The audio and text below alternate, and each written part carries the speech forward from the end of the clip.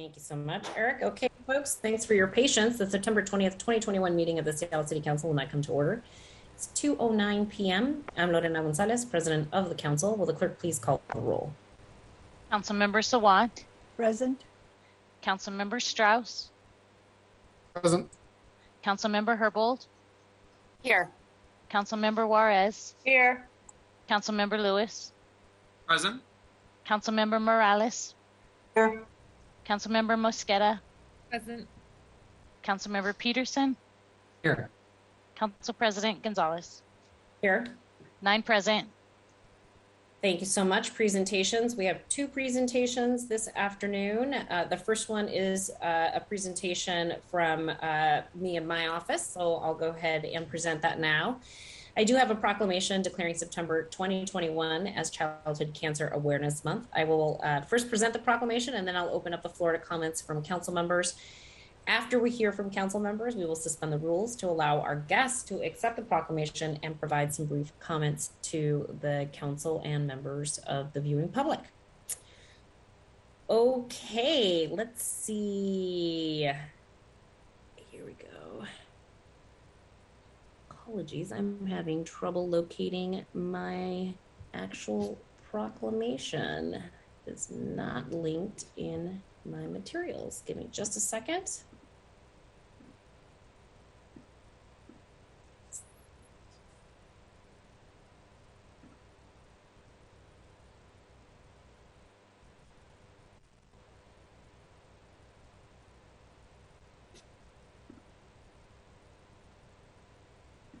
Oof, okay. My OneNote is not cooperating with me. Apologies, folks.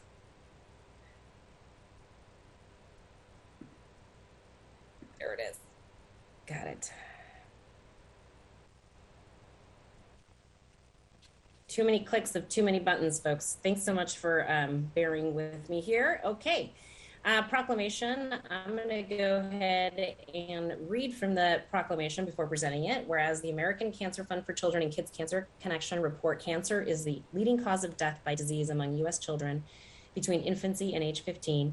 This tragic disease is detected in more than 16,000 of our country's young people each and every year. And whereas 1 in 5 of our nation's children loses his or her battle with cancer, many infants, children, and teens will suffer from long-term effects of comprehensive treatment, including secondary cancers. Whereas we know that the impacts of cancer hit communities of color and low-income communities disproportionately, due in part to a lack of culturally responsive providers. And whereas this impact includes the battle against childhood cancers, and whereas addressing these disparities has been the work of community advocates, practitioners, and institutional investments such as the National Cancer Institute's Equity and Inclusion Program, and whereas the work of focusing on childhood cancer interventions gained traction over 27 years ago with the founding of the American Cancer Fund for Children and Kids Cancer Connection by Stephen Firestein, a member of the philanthropic Max Factor Cosmetics family. These institutions are dedicated to helping children and their families while they battle cancer. And whereas the American Cancer Fund for Children and Kids Cancer Connection provide a variety of vital patient psychosocial services to children undergoing cancer treatment at Seattle Children's Hospital, Mary Bridge Children's Hospital in Tacoma, as well as participating hospitals throughout the country, thereby enhancing the quality of life for these children and their families. And whereas the American Cancer Fund for Children and Kids Cancer Connection also sponsor toy distributions, family sailing programs, pet-assisted therapy, KCC Supercar Experience, educational programs, and hospital celebrations in honor of a child's determination and bravery to fight the battle against childhood cancer. So now, therefore, the mayor and the Seattle City Council proclaim September 2021 to be Childhood Cancer Awareness Month. So thank you so much for the opportunity to be able to read the entire proclamation into the record for today. I do want to allow other council members who might have comments to make those comments now before I formally present the proclamation to our guests. Any comments? Hearing none, if there's no objection, the council rules will be suspended to allow Dr. Amy Firestein to accept the proclamation and provide remarks. Hearing no objection, the council rules are suspended. And I'm going to go ahead and hand it over to Dr. Firestein to accept the proclamation and make remarks on behalf of the recipients of this proclamation. Welcome, and good to meet you and good to hear from you today. Thank you all so much for having me today. First, I'd like to say thank you to the mayor and all of you council members in the city of Seattle for recognizing Childhood Cancer Awareness Month in September. We truly appreciate your support. It really allows the children we work with and their families to know that they are remembered and cared for, especially in extenuating circumstances like we've had the last couple of years across the country. So again, thank you. It's through raising awareness that there have been so many advances in childhood cancer over the last years and decades. Raising awareness about childhood cancer allows organizations such as American Cancer Fund for Children and Kids Cancer Connection to be able to provide for these families when they're going through such a difficult time. So I just wanted again to say thank you for your time and supporting these brave and courageous children. Thank you so much for all of your important work in our community, and really appreciate the opportunity to acknowledge that important work, and of course, acknowledge the bravery and the courage of these children who survive and live with cancer every day, and of course, their family. So thank you so much for being with us. Really appreciate it, and look forward to continued partnership between us and you all. As do we. Thank you. Thank you so much, Doctor. Thank you so much for being with us. Mm-hmm. Okay, colleagues, we're going to move to the second presentation. We have another guest with us. It is none other than Mr. Lenny Wilkens, who is being recognized in item 5, Resolution 32019, which provides an honorary designation of Thomas Street between 1st Avenue North and 2nd Avenue North as Lenny Wilkens Way. Councilmember Peterson is going to provide some opening remarks, and then I'll open up the floor to comments. After comments, we will move to suspend the rules to hear brief remarks from Mr. Wilkens. And at this point, I'm going to hand it over to Councilmember Peterson to provide some opening remarks. Thank you, Council President. Colleagues, this resolution originated with our Seattle Department of Transportation and will convey an honorary designation of Lenny Wilkens Way onto Thomas Street between 1st Avenue North and 2nd Avenue North in order to celebrate the basketball legend. The Transportation Committee unanimously recommends passage of SDOT's resolution, which is later on today's agenda. And I'm hoping Lenny Wilkens Way helps to lead the way to several honorary streets around Seattle Center, such as for Lauren Jackson of the Seattle Storm and other superstars. As many of you know, Lenny Wilkens was not only an award-winning professional basketball star in Seattle and across the nation, but also an inspirational coach and leader. His leadership was instrumental when, in 1979, the Sonics went all the way and won the NBA Finals. Lenny Wilkens continues to live in and serve the Seattle community as the founder and chair of the Lenny Wilkens Foundation for Children, where he has raised over $7.5 million for disadvantaged youth in Seattle. And we are, I think we're trying to get Dr. Wilkens on the line here to speak. Good afternoon. Great, thank you so much, Councilmember Peterson. I do have to suspend the rules before we can hear from Dr. Wilkens, but give me just a moment to do that procedure and we'll make it happen. Are there any additional comments on this item before I suspend the rules? I'm not hearing any, so if there's no objection, the council rules will be suspended to allow Mr. Wilkens to provide brief remarks. Hearing no objection, the council rules are now suspended, and I want to welcome Lenny Wilkens to our city council meeting. And I'm going to go ahead and hand it over to him to provide the council and members of the viewing public some brief remarks. Well, thank you for letting me be a part of this. I haven't heard Dr. Wilkens in such a long time. I mean, I remember getting that honorary degree, but it's nice to know that it still exists. I just want to say thank you. Thank you for having us. Thank you for this great honor. as a youngster, I was taught always to give back to your community. And certainly Seattle has been a wonderful community, and I give a lot of credit to my wife, especially Marilyn, who has always pushed me to give back. To a couple of ladies, I would feel remiss if I never mentioned their name, who I met when I first came here. One was Dr. Blanche Levizio, who ran the Odessa Brown Clinic at that time, and another lady by the name of Freddie Mae Gauthier, who was very active in the community. And when she showed me what the Odessa Brown Clinic did for young people, they didn't have to say it but once, because I believe that young people are our future. They're tomorrow's doctors, lawyers, politicians, athletes. They're our future. And if we make sure that our community is secure and these people have a place in making it better, then it will be better. So I want to thank you. I want to, I don't want to take up all your time, but I want to say that this certainly is an honor for me and my family and all my friends, because I wouldn't be here without them. So thank you so much.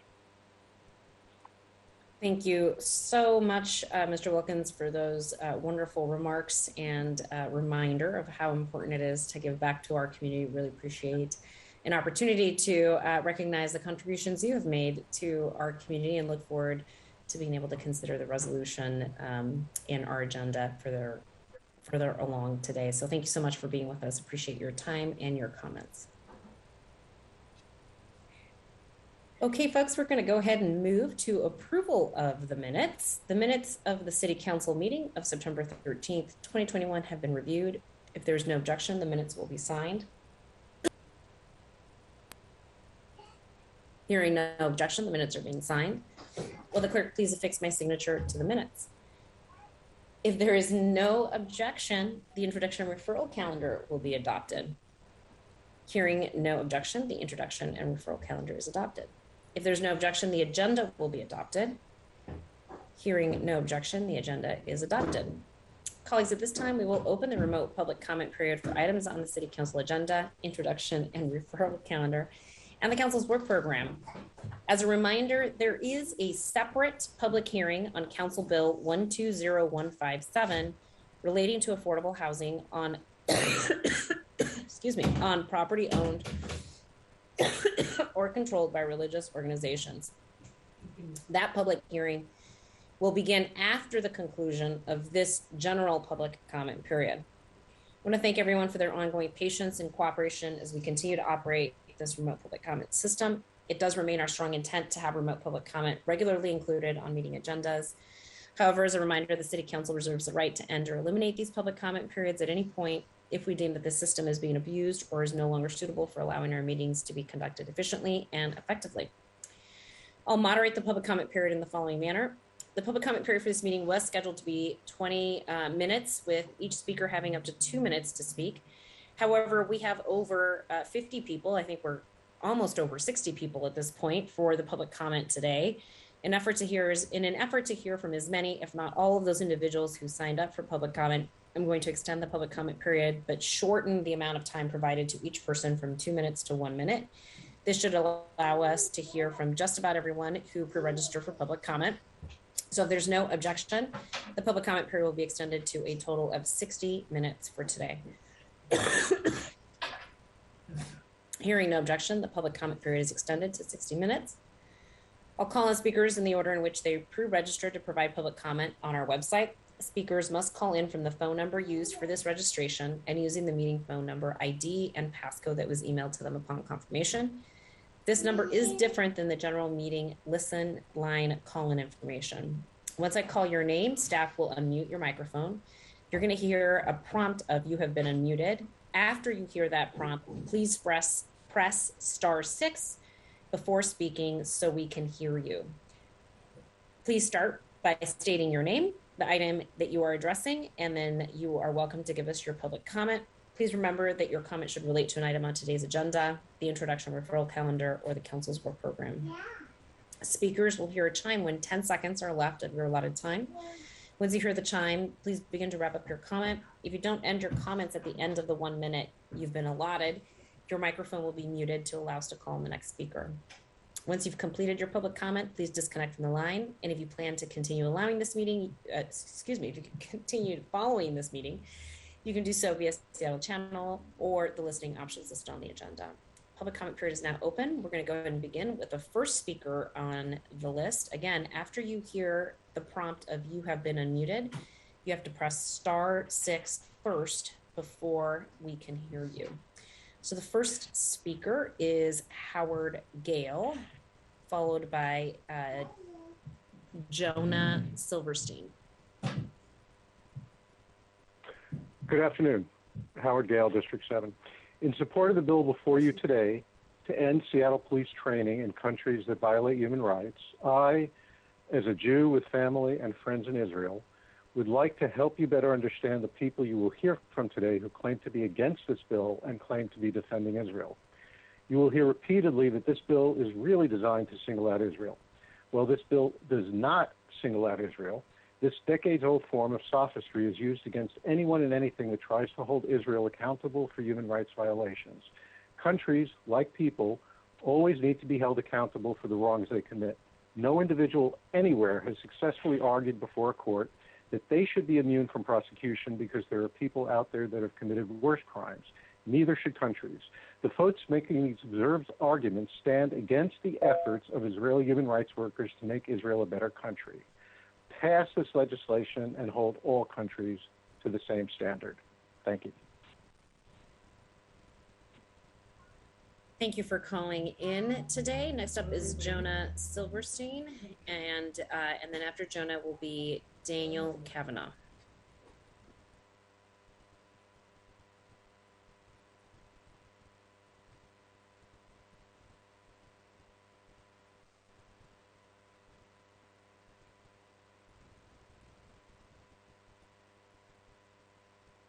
Okay, Jonah, if you're with us, you need to press *6 so we can hear you.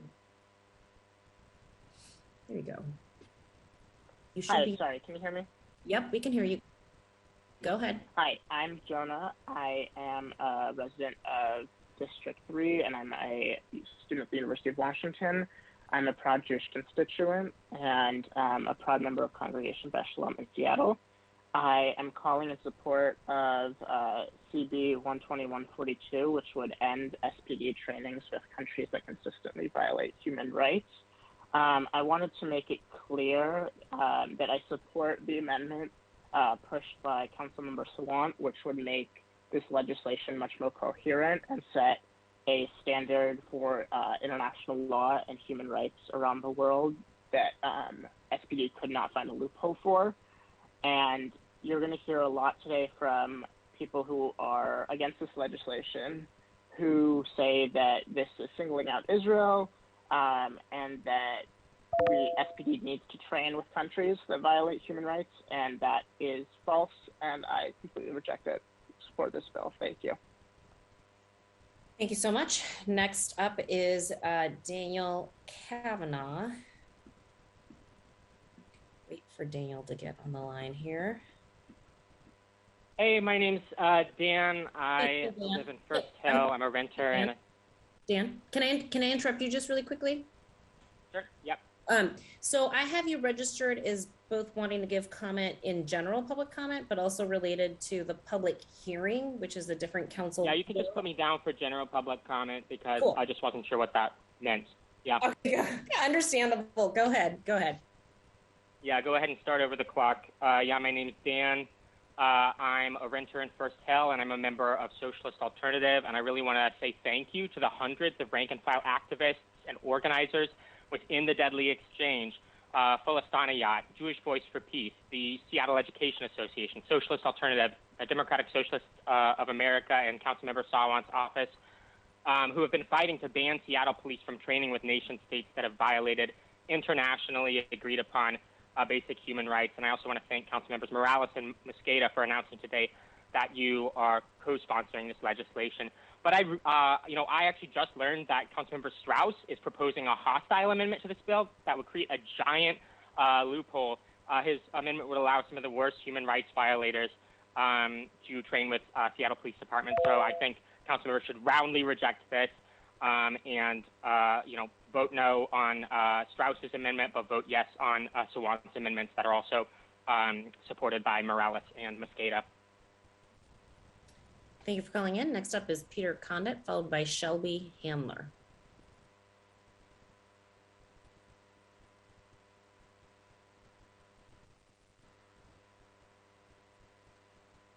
Good afternoon. This is Peter Condit in District 6. I'm calling to ask City Council to pass the End the Deadly Exchange Bill, CB 12142, today and adopt Councilmember Sawant's amendment, which makes the policy its strongest and most coherent. SPD should never train with countries that have demonstrated violations of human rights. Passing this bill is an easy way for our city to demonstrate respect for the human rights and dignity of all people. We need to invest in community, not racist and militarized policing. This legislation will also be precedent-setting. The crisis of racist policing is present all over the U.S., and we know other cities are looking for good models for common-sense policy like this. Let's be sure Seattle serves as that model. Thank you, and I yield my time. Thank you. Next up is Shelby Handler, followed by Samaya Saliba.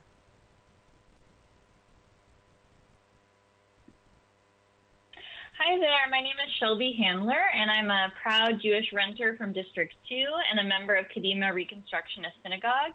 And I'm also calling on council to pass CB 142 today. I know that you all agree that Seattle should be a city that honors the human rights and dignity of all residents. So are you ready to really walk that talk and pass this bill? And don't get distracted by any arguments about hypothetical trainings that SPD will miss out on. It is common sense and really clear that SPD should not train with any countries that are under investigation for genocide, war crimes, and crimes against humanity, no matter the content or topic.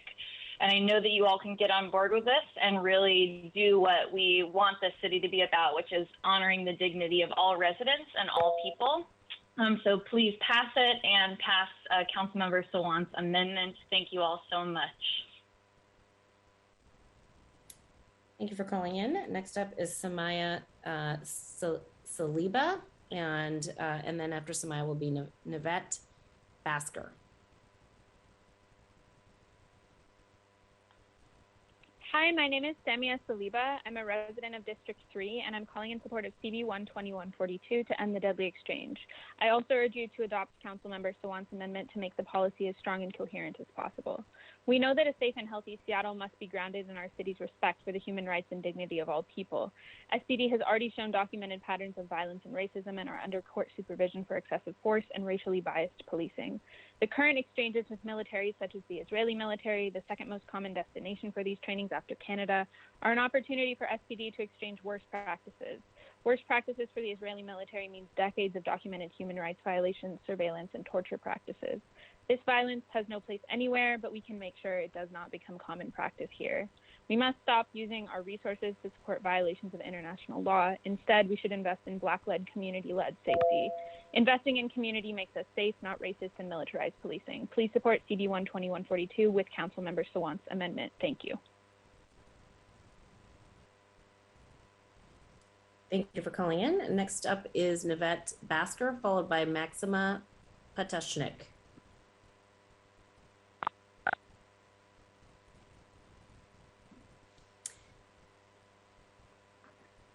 Councilmember Herbold and the Public Safety and Human Services Committee rejected the original anti-Israel bill, anti-Israel version of Council Bill 120142. Instead, they banned SPD cooperation with multiple international police forces. Now, Councilmember Sawant found another way to attack Israel. Her underhanded amendments redefine the scope of investigation and jurisdiction of the International Criminal Court to apply it to Israel, which was always the intended target. Councilmember Sawant is inventing international law, creating an imaginary human rights doctrine, and applying global treaties in ways they were never intended, simply to vilify the world's one Jewish state. If passed, this bill will be weaponized against Israel, again making the Seattle Jewish community a target for anti-Semitism. Please reject the proposed amendments and the unnecessary Council Bill 120142. Thank you. Thank you for calling in today. Next up is Maxima Patishnik, followed by Jeremy Voss.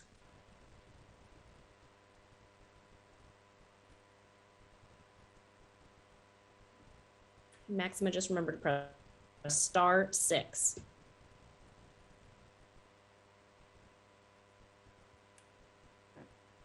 Okay, I'm still seeing that you are muted, so I will need you to press *6 in order to unmute yourself.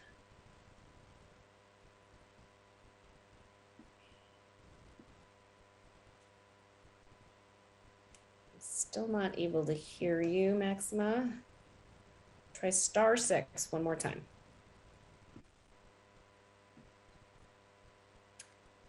Okay, let's move to Jeremy Voss, and then we will circle back to Maxima and see if we can work through these technology issues.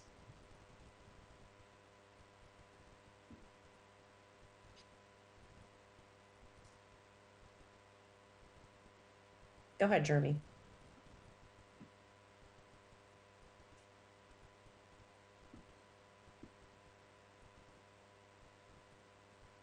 And then, Jeremy, I am showing that you are unmuted, but maybe your actual device is muted. Oh, yes, you're right. Thanks. Hi, my name is Jeremy Voss. I'm a Jewish resident of District 2 that grew up in the Seward Park community. I'm speaking in favor of CB 12142 to end the deadly exchange. Also, please support Councilmember Sawant's amendment that would clarify and strengthen the rules of this legislation so that SPD cannot use any loopholes to continue these hurtful trainings. These trainings are bad both for the indigenous communities of partner countries as well as for Seattle BIPOC. They're a place where SPD can sharpen and extend their brutality, surveillance, and suppression of Seattle protesters, and even to the extent that a theoretical training could not include tactics, they still legitimize the brutality of both countries by treating both countries as groups that the other can look up to. So yeah, please support Sawant's amendment to strengthen the rules of this legislation and support the legislation as a whole. Thank you. Thank you for calling in today. Okay, let's see if we can get Maxima on the line and hear from Maxima.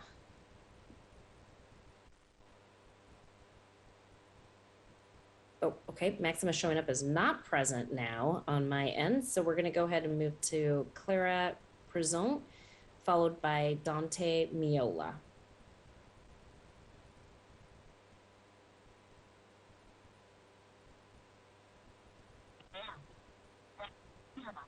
Go ahead. Hi, my name is Clara Prezant. I'm a Jewish resident of District 2 that also grew up in the Seward Park community, and I'm speaking in favor of the Bill 12142 and specifically Councilmember Sawant's proposed amendment to it, which would make it legally enforceable and close any loopholes that would allow SPD to continue these trainings. These trainings connect our city to the international community around the issues around the abuses of human rights and the mistreatment of minority groups. And they militarize the SPD even further, which endangers our own community and specifically the BIPOC members of our community. So the council has an opportunity in this moment to create legislation that can be used to help our city end this and also can be used as a model for other cities around the country to end the deadly exchange. So the council should vote yes on Bill 12142 and specifically should support Councilmember Sawant's amendment to it, which strengthens its legal coherence.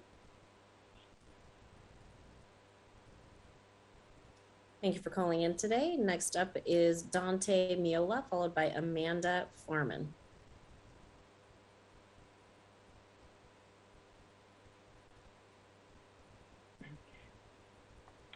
Good afternoon. My name is Dante Miola from District 6, and I am speaking in support of Council Bill 120142. This bill, like many, many others have said, really is common sense. SPD should never be training with militaries, police, surveillance, or security forces of countries with grave violations of human rights. I don't believe there is a scenario where Seattle police increase public safety by training abroad with other armed forces. And it's very important to not leave loopholes in that, because SPD has trained before, and I'm certain they will again unless we prevent it. No matter what name is given to the exchanges, they are dangerous and unnecessary at best. So let's be sure this policy can be the strongest possible model legislation that is clear and coherent. Thank you. Thank you for calling in today. Next up is Amanda Farman, followed by Alicia Lewis.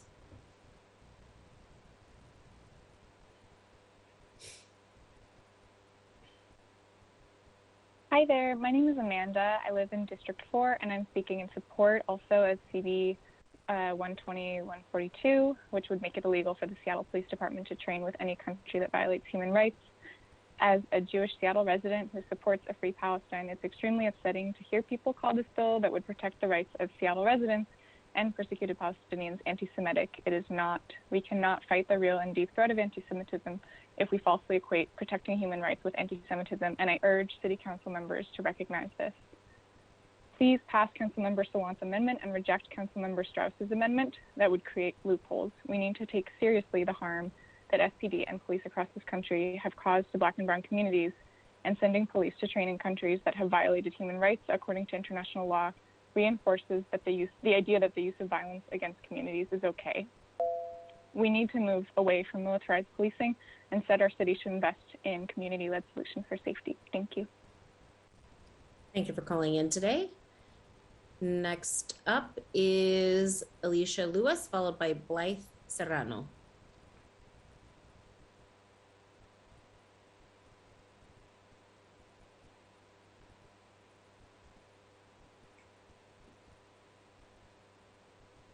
Alicia, I see that you are unmuted. Just make sure that your actual phone device is also unmuted. Oh, now you are muted. So press *6 and then make sure your actual phone is also off of mute.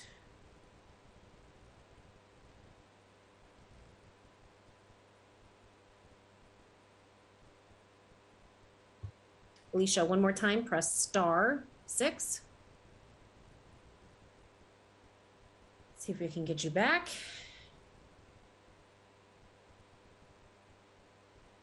Okay, I am not seeing Alicia come up on my end, so we are going to move on to Blythe Serrano, and then I think we need to try Maxima again. Maxima is now showing up as present, so let's hear from Blythe next. Welcome. Hi, my name is Blythe. I rent and work in the Central District, and I'm calling in to urge the council to support the legislation banning Seattle police from training with countries that have violated international human rights. I want to particularly urge all council members to support the 2 amendments that council member has brought forward, which are co-sponsored by council members Mosqueda and Morales, which make it clear that human rights abuses occur not just within a nation's borders, but also within territories it occupies. I also urge the council to reject Councilmember Strauss's last-minute amendment, which would create a giant loophole and allow SPD to train with Israeli police in Israel or here in the United States, which is how these deadly exchanges frequently happen. It is particularly outrageous that Councilmember Strauss brought this amendment forward at 2 p.m. today, after all of these months of discussion, in an attempt to prevent our movement from being able to respond. Again, I urge the council to support this legislation without Councilmember Strauss's loophole, and stand in solidarity with those who oppose police violence against Black Americans and Palestinians alike. Thank you. Thank you. Let's try Maxima, caller number 11, and see if we can work out those technology issues. Okay, Maxima, I show you on my screen. There we go. You are unmuted. Go for it.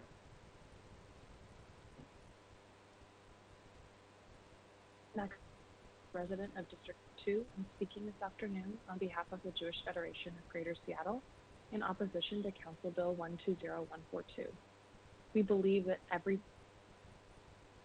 and safety but this measure is not the solution to disproportionate police violence against Black and brown people, including Black and brown Jews. While we appreciate attempts to improve the bill through amendments, it's still deeply flawed and potentially harmful. The definitions of training and partnership are still vague, leaving room for unintended consequences. Second, the criteria to ban police exchanges still prohibits SPD from working with other U.S. law enforcement agencies, which is problematic. And lastly, while the specific reference to Israel has been removed, it's clear the intent behind the flawed legislation is to find a way for Seattle to boycott Israel, not to improve the real and current problems with Seattle's police. Please vote no. Thanks for calling in today. Let's see if we can get Alicia Lewis back on the line. And then, there we go. We can hear you. Hello? Go.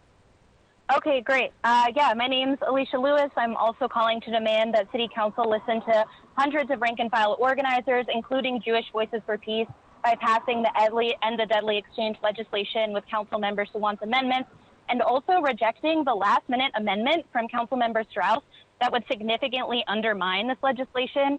This amendment would allow the SPD to train with police from even the worst human rights violators around the world. Under this amendment, SPD could train with Israeli police in Israel or here in the United States, which is how these deadly exchanges frequently happen. The ADL in particular sponsors training that brings Israeli human rights abusers to the U.S. to train U.S. police. And I think it's really outrageous that Councilmember Strauss brought this amendment at 2 p.m. today. After months of discussion, I really urge all of the council members to reject this amendment that would do the bidding of the ADL and the Zionist forces. The council needs to take a strong stand for the human rights and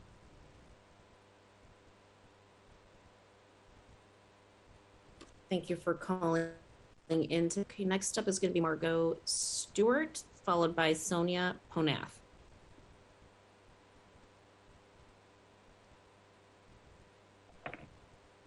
Hi, my name's Margot. I work in Renton District 3, and I'm also calling in support of the ban on Seattle police training with nations with a history of human rights violations, put forward by Councilmember Sawant in solidarity with hundreds of rank-and-file activists and community members. I support the members that Sawant has put forward, which close dangerous loopholes, and I'm pleased to hear that Council members Morales and Mosqueda have done the same. And I strongly oppose Strauss's last-minute maneuver, which would amend the bill to allow SPD to train with human rights abusers so long as it takes place on U.S. soil. As Alicia just said, we know the ADL sponsors such training. I think all council members should reject this attack on the movement to police accountability, because that's what's at the core of this question. You know, who are the police accountable to? Since George Floyd last year, the Democratic establishment has utterly failed to hold police accountable. And I think if ordinary people are going to feel safe in their communities, they should have a clear democratic say in how their police are being trained, what officers are hired and fired, and how budgeting decisions are carried out. So I think we need full community control over the police, like it's been fought for in Pittsburgh, Philly, and Chicago. Thank you. Thank you for calling in today. Next up is Sonia Ponath, followed by Henry Luke.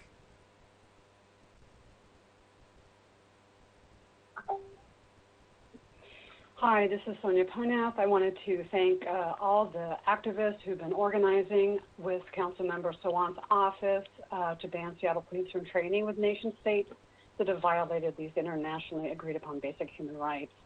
And I really want to thank CMs Morales and Mosqueda that you're co-sponsoring this legislation along with CM Sawant and have also agreed to co-sponsor the amendments put forward by CM Sawant. And I'm urging the entire council to vote yes on this legislation and these two amendments. However, I'm deeply concerned that CM Strauss is proposing a hostile amendment to this bill that's going to create a giant loophole. His amendment would allow the SPD to train with the police from even the worst human rights violators around the world. And honestly, it's really outrageous that Councilmember Strauss brought this amendment so late after months of discussion. This is really typical of Democratic establishment maneuvers and doing the bidding of the ADL and Zionist forces. We really need community control over the police now.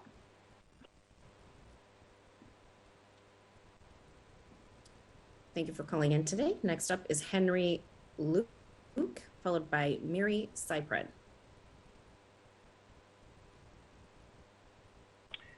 Hello.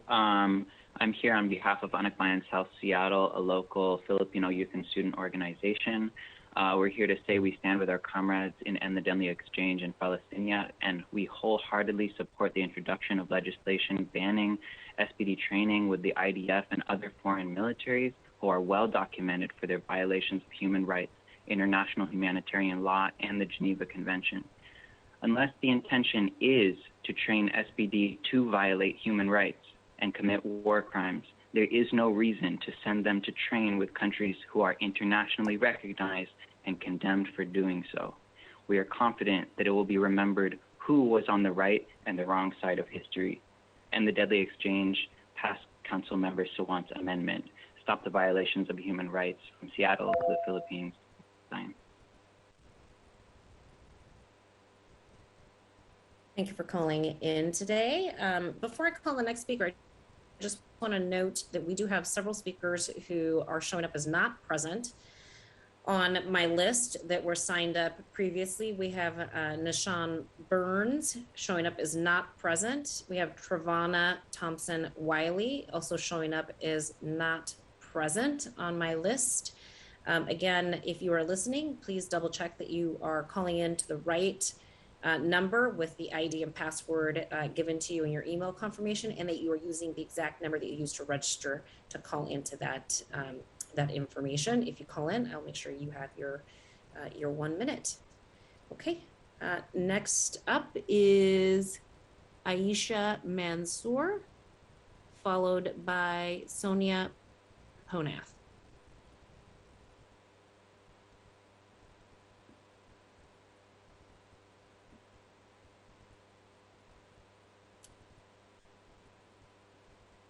And Aisha, you are muted, so you need to make sure you press *6 to unmute yourself.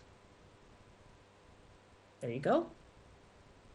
Hi, my name is Aisha. I'm a resident of Seattle and a founder of Palestinia and a core organizer with Seattle's End the Deadly Exchange. I'm calling to urge you all to support CB 120, 142, and the 3 amendments made by Kshama Sawant today to the legislation. If Dan Strauss's amendment includes the police within security agencies, then we absolutely stand by this amendment. So if Dan can recirculate this, we absolutely support it. If not, we would like to remind you all that you received a legal analysis by the Center of Constitutional Rights this morning indicating the importance of implementing the Rome Statute as a standard for human rights. This statute created the ICC, so it goes hand in hand with Lisa's amendment that she made last week. Please support CB 142. Thank you. Thank you for calling in today. Next up is Sonia. Oh, I'm sorry, we just did that. Next up is Miri Cypret, followed by Carolyn Hathaway.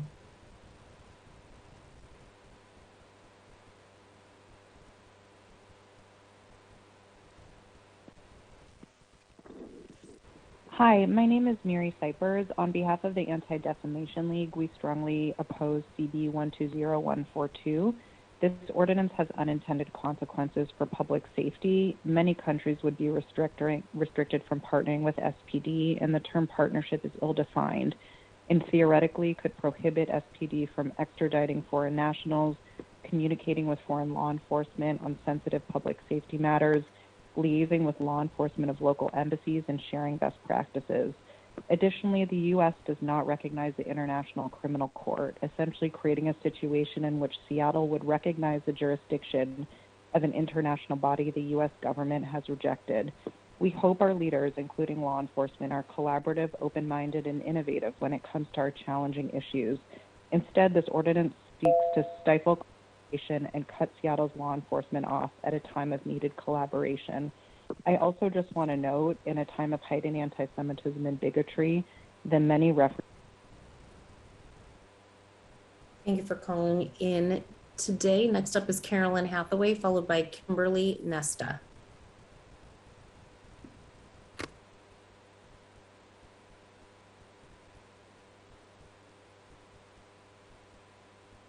Carolyn, just make sure you press *6. And for those of you who are waiting to get into a public comment, you have to hit *6 after you hear the prompt that you have been unmuted. So Carolyn, I'm still showing that you are muted. If you press *6, hopefully we'll be able to hear you.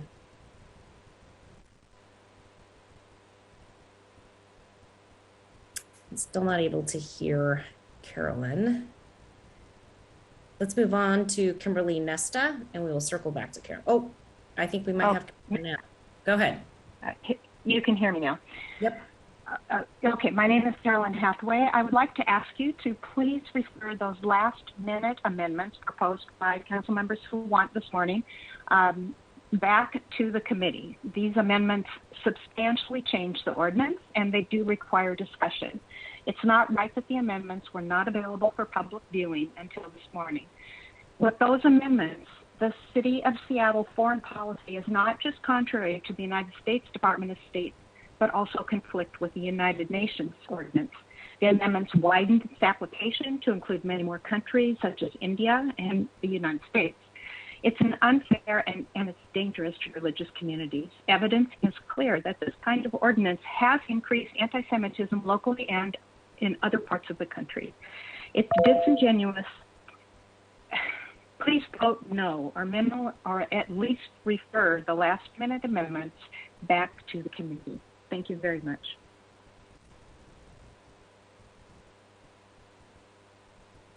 Thank you for calling in today. Next up is Kimberly Nesta, followed by Eliana Horn. Hi, can you hear me? We can. Thank you. My name is Kim Nesta, and I live in District 3. I'm also calling in support of CB 120-142, prohibiting the SPD from participating in training programs with foreign security forces that violate human rights, and I urge you to include Amendment B in the final legislation. I'm supporting this ordinance because I'm concerned about the negative effects that the militarization of police forces has on the human rights in our communities, and I don't think that Seattle should normalize relations with any forces that are committing human rights violations. It's worrying to me that the SPD does participate in training programs with organizations like this, such as the Israeli security forces, when these organizations are enforcing a brutal occupation that violates human rights. I've been to Israel and occupied territories and witnessed some of the violent suppression of peaceful protesters, mass surveillance, and incarceration of Palestinian people. So I really urge the council to support this bill and protect human rights around the world. Thank you. Thank you. Next up is Eliana Horn, followed by Nikhil Lonberg.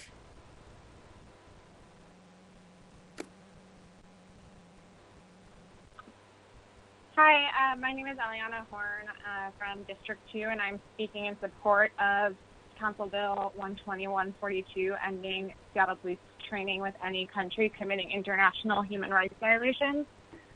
I'm a Jewish resident of Seattle and descendant of Holocaust survivors, speaking out in support of this bill and urging you to accept Councilmember Sawant's amendment, which builds on the amendments made in committee with small changes that will make a big difference in the legislation being clear, coherent, and enforceable.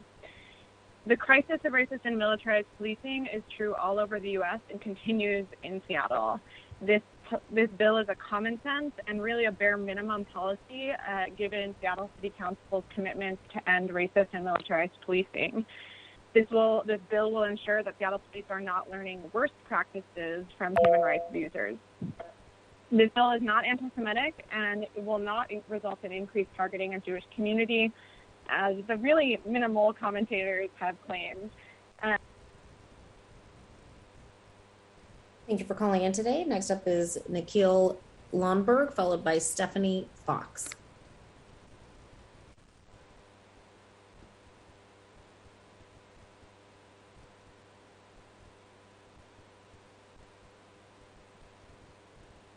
Okay, Nikhil, you are still muted, so you'll need to press *6 to unmute yourself. There you go. And then you just need to make sure that your actual device is not muted. Thank you. Sorry. Hi, my name is Nikhil Lonberg. I live in District 2, and I'm speaking today in support of Council Bill 120-142. I'll share a brief anecdote from my time in Israel. I was speaking with a Jewish Israeli citizen about our different cultures, and he said the following to me. In Israel, our police can detain suspicious Arab boys without fear of being criticized. How can you feel safe in America if your police are afraid to do the same to black boys? I share this disturbing quote with everyone as a reminder that our fight for racial justice, for community justice, is an international one. Passing 120-142 is a moral imperative, a required commitment to Seattle constituents that plainly acknowledges that police fraternization with genocidal governments makes us less safe. I advocate for the bill to be passed in its most coherent and enforceable form, which I believe needs to include Councilmember Silent's amendment and cannot include Councilmember Strauss's amendment. Thank you so much. Thank you for calling in. Next up is Stephanie Fox, followed by Purcell Johnson.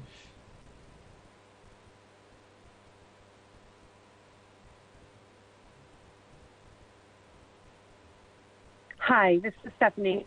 I'm the Executive Director of JVP, which is a Jewish Voice for Peace, which is a multiracial, intergenerational movement of Jews with hundreds of thousands of supporters and members across the country, and with a chapter here in Seattle for 15 years and thousands of members here. I'm calling on behalf of those constituents in very strong support of CB 12142 and the 3 amendments from Councilmember Sawant that would strengthen the bill with small edits making for a stronger, more legally coherent policy. Over the past week, I've spoken with at least a dozen renowned experts in international humanitarian law, including multiple lawyers who've argued before the very bodies we're discussing. And they all agree that this bill and CM Sawant's amendments are strong baseline policy to begin reflecting our stated commitment to the human rights and dignity of all people in Seattle and around the world. The exclusions in the bill and in CM Sawant's amendment, let's be very clear, establish only a bare minimum. They address violations of the gravest crimes of concern to the international community, including genocide, war crimes, and crimes against humanity. Banning trainings with these forces is simple. Thank you for calling in today. Next up is Purcell Johnson, followed by Benjamin Danielson.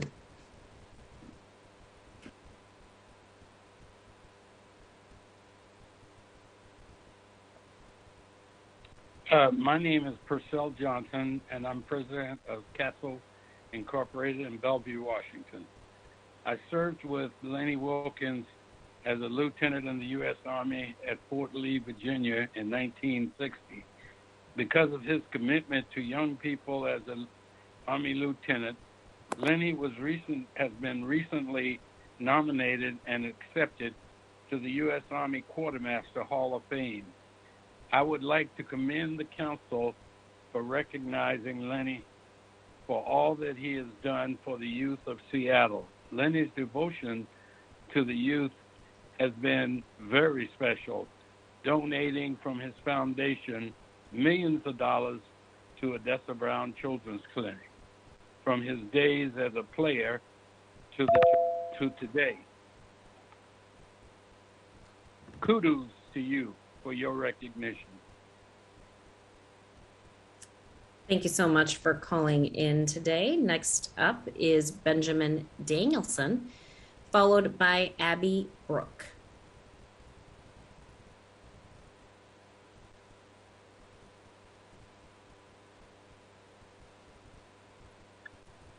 Hi, my name is Ben Danielson. I'm a pediatrician, and I was the director of the Odessa Brown Children's Clinic, and I just want to lift up my voice along with Purcell and so many others in support of Lenny Wilkens.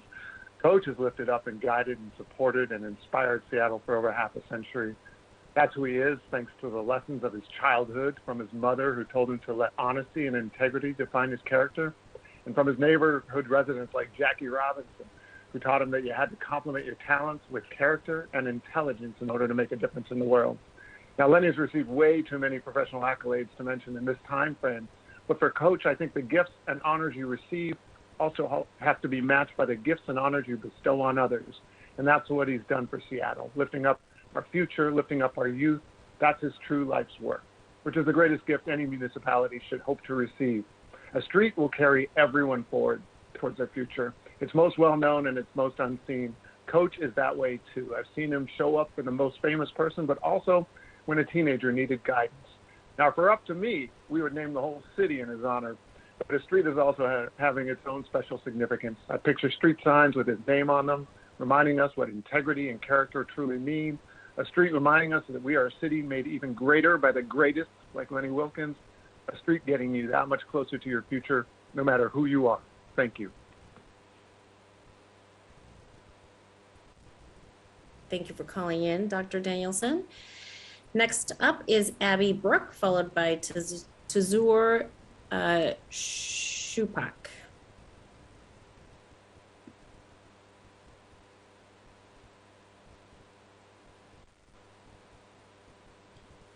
Okay. Abby, I show that you're on the line. I just need you to press *6. Can you hear? Yep, go ahead. Oh, sorry. Okay. Hi, my name is Abby Brooke.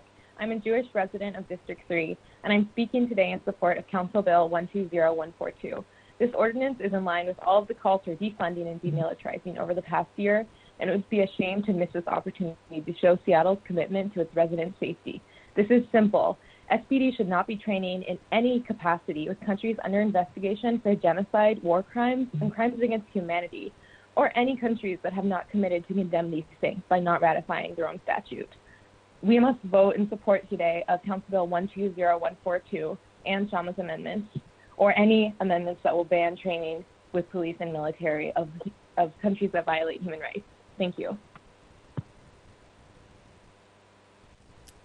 Thank you for calling in today. Next up is Tazur Shupak, and I am showing that Michael Malini is not present, so we will move on to Nina Kransdorf. But first, we will hear from Tazur.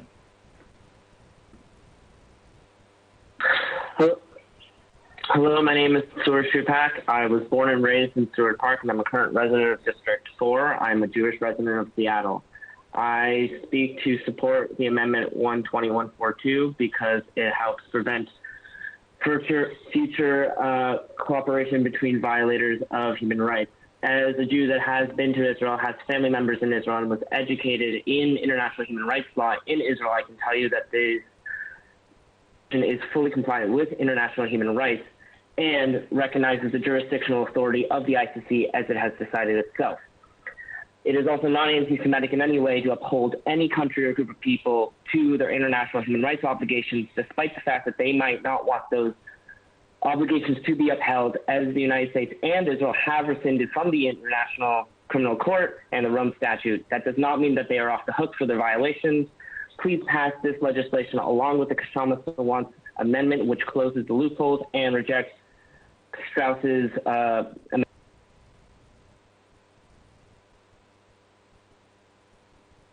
Thank you for calling in today. Next up is Nina Kransdorf, followed by Tamar Wilson.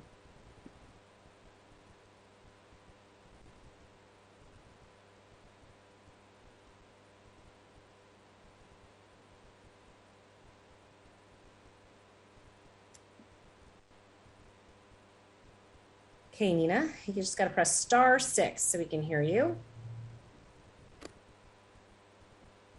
Didn't hear it earlier.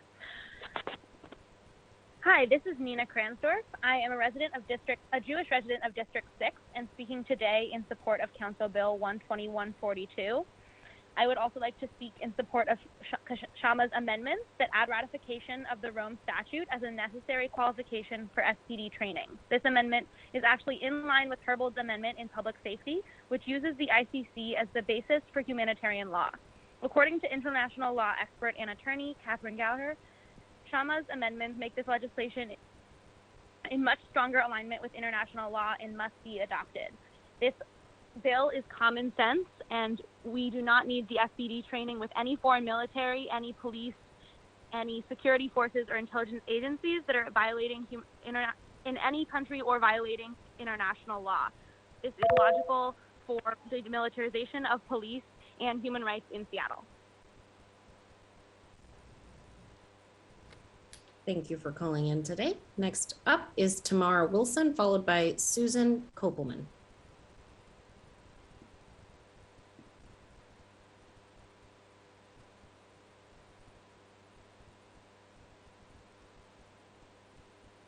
Hello, council members.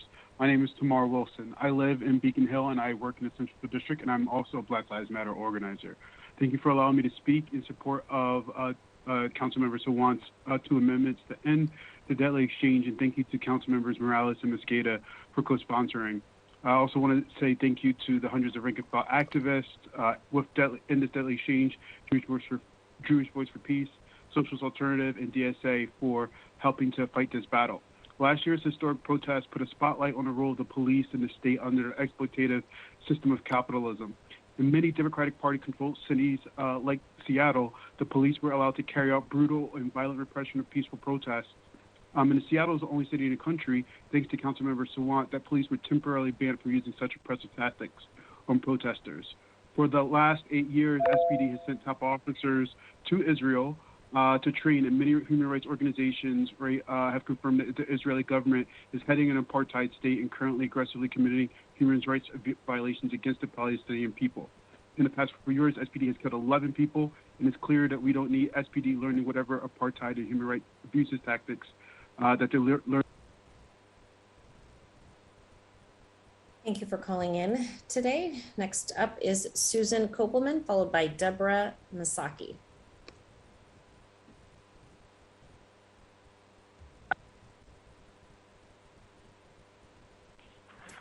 Susan Kopelman, Council Bill 120142, and the 3 amendments from Councilmember Sawant. Sawant's amendments 1 and 3 merely delete a word and add in a few phrases, but these small changes will make a big difference in the legislation being legally clear, coherent, and enforceable. Her bold amendment, which passed on Tuesday, does some good things. It set the ICC as the standard of human rights to determine SPD training partners. It is a no-brainer and makes perfect policy sense to add the treaty that created the ICC to the list of human rights treaties already included in the bill that passed out of committee. Like with ratification of the treaties on civil and political rights and economic, social, and ratification of the Rome Statute, which created the ICC, is a simple and easily verifiable criterion. Reject red herring arguments about hypothetical. Thank you for calling in today. Next up is Deborah Misaki, followed by Kelly Johnson.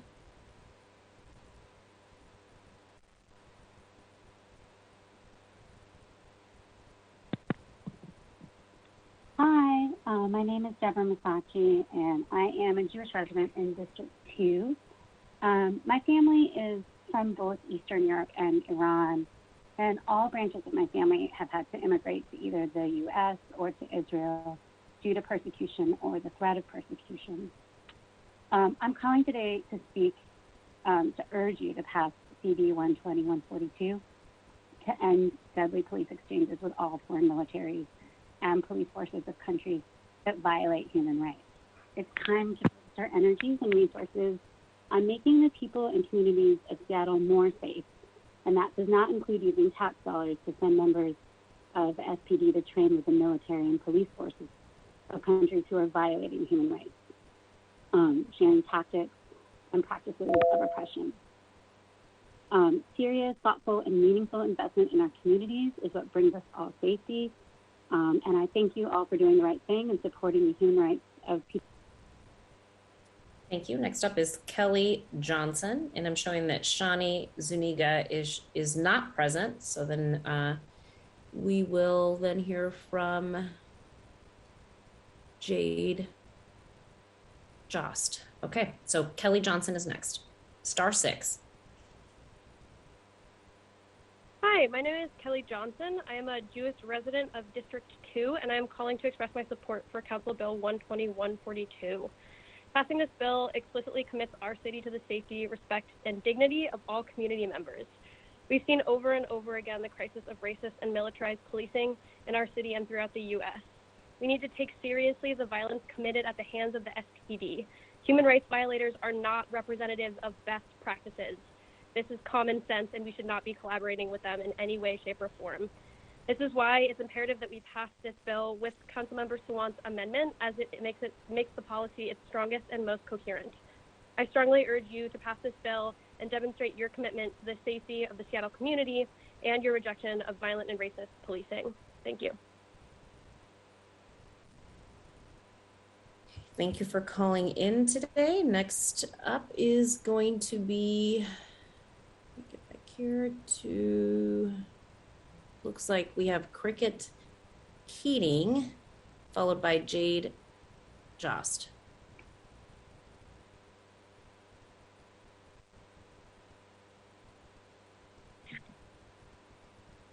Hi, my name is Cricket Keating, and I live in District 2, and I'm speaking in support of the bill 120142. I urge the council members to please pass this bill. It's an easy way for our city to demonstrate respect for the human rights and dignity of all people. And it's common sense as well. SPD should never train with militaries or with the police, surveillance, and security forces of countries with grave violations of human rights. So please pass this bill. Thank you so much. Thank you for calling in. Next up is Jade, followed by Linda Seltzer. Hi there. My name is Jade, and I'm calling from the Central District in support of Bill 120142. So we need to pass this bill to stop upholding the racist violence of colonialism and its impacts across the globe. I do not believe the people of Seattle would agree to letting Seattle Police Department train with the military rooted in ethnic cleansing and occupying land that is not theirs to begin with. Not to mention the absolute torture Israeli military carries out on Palestinians on a daily basis. This bill will set a precedent along with the amendments from Councilmember Schwant and make differences that are coherent and enforceable. It can be held as a model for more cities across the United States who are seeking similar guidance in regards to military training with the Israeli army. I yield my time. Thank you. Thank you for calling in today. Next up is going to be Linda Seltzer. Linda Seltzer opposing 120142 and Sawant Amendment 1. The UN and ICC and similar bodies have disproportionately targeted Israel. This bill rigs the system and criteria to target Israel despite claims to the contrary.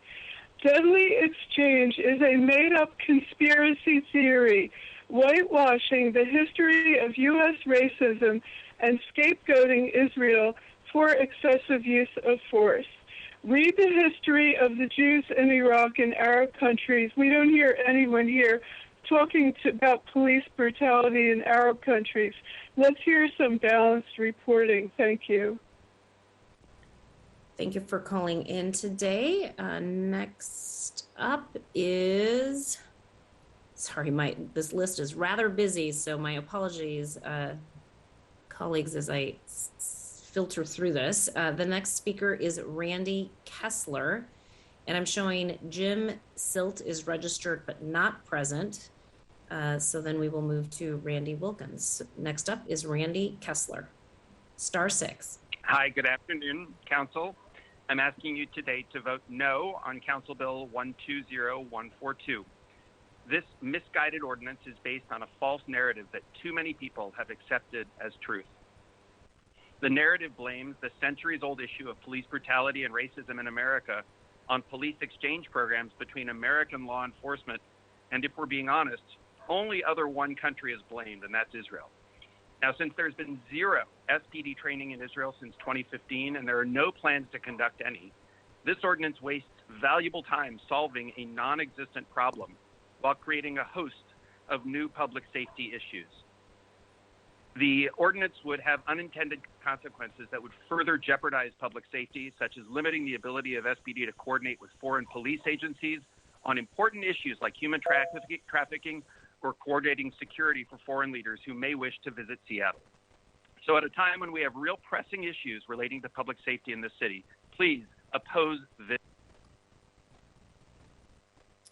Thank you for calling in today. Next up is Randy Wilkens, and then Melvin Pender. Yes, hello, can you hear me? We can, go ahead. Thank you. This is Randy Wilkens, calling on behalf of the Lenny Wilkens Way Street and Naming. And on behalf of the Wilkens family, my mother Marilyn, my sister Leisha, and my sister Jamie, we are grateful that my father is being honored for his long-standing service, commitment, and support of the Seattle community, health field, and sports industry for more than 50 years. We're extremely grateful for this opportunity for him to be honored in such a way. Thank you. And I yield back my time. Thank you so much for calling in today. I am showing that next is Melvin Pender, and then Debbie Pender is also signed up, but showing up is not present. So let's go ahead and hear from Melvin.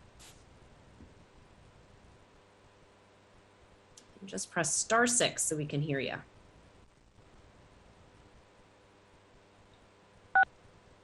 There you go. Go ahead.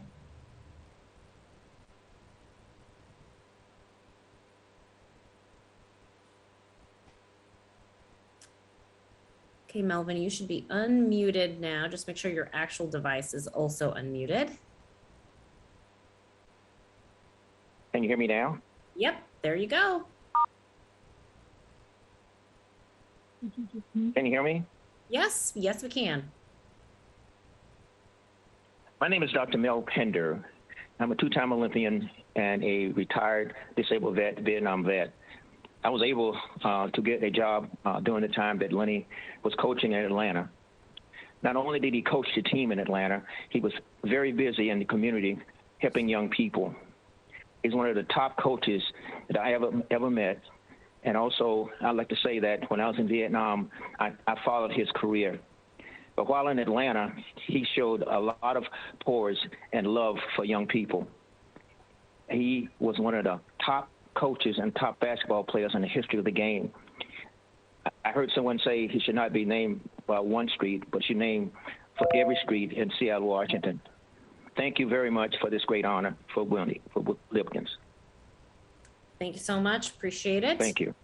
Thank you. Okay, our last speaker is Manmit Singh, who signed up for both general public comment and public hearing. And I know it gets a little confusing when we have a couple different options. So let's get Manmeet Singh in the room. And Manmeet, when you're ready, you can press *6. Again, this is for general public comment. If you have comments about the land use legislation, we'll have to ask for you to hold on those comments for that public hearing. But for now, you can make general comments in this public comment period. Go ahead. You have 1 minute. Okay, cool. Thank you. Dear City Council members, I'm a resident of District 6, and I'm calling to ensure that Dan Strauss supports CB 120142 and the proposed amendment from Sawant to ensure that the policy is strongest and most coherent to serve the general public that it has promised to serve. As you all sit here today, you have the opportunity to make history and guide local and even state governments across the nation in adopting such a policy that is not just historic, but long overdue. It is common sense that the police department should not be training with militaries, polices, and other surveillance and security forces of countries with grave violations of human rights.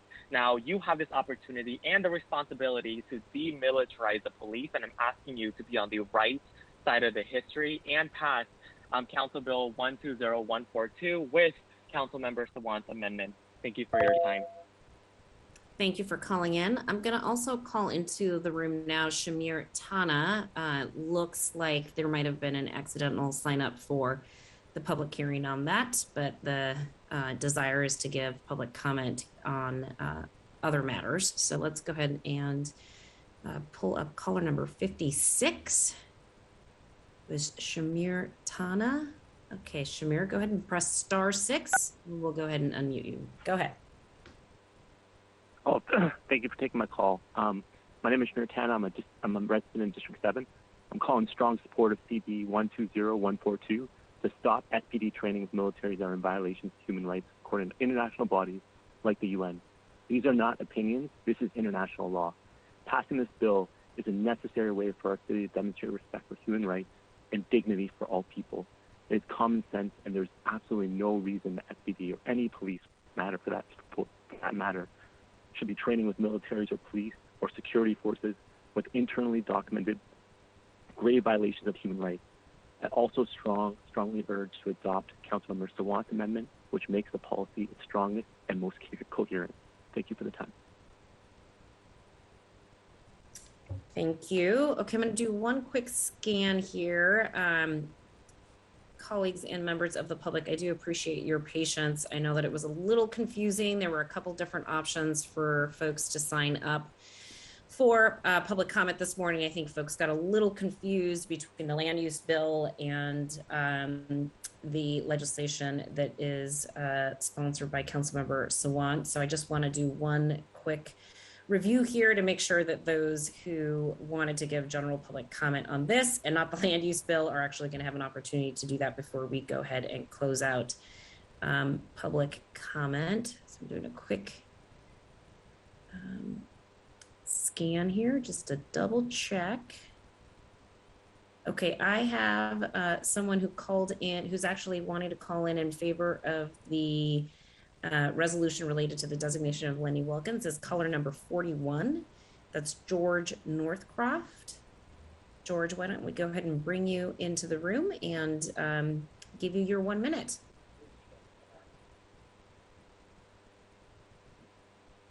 Go ahead, George, we can hear you.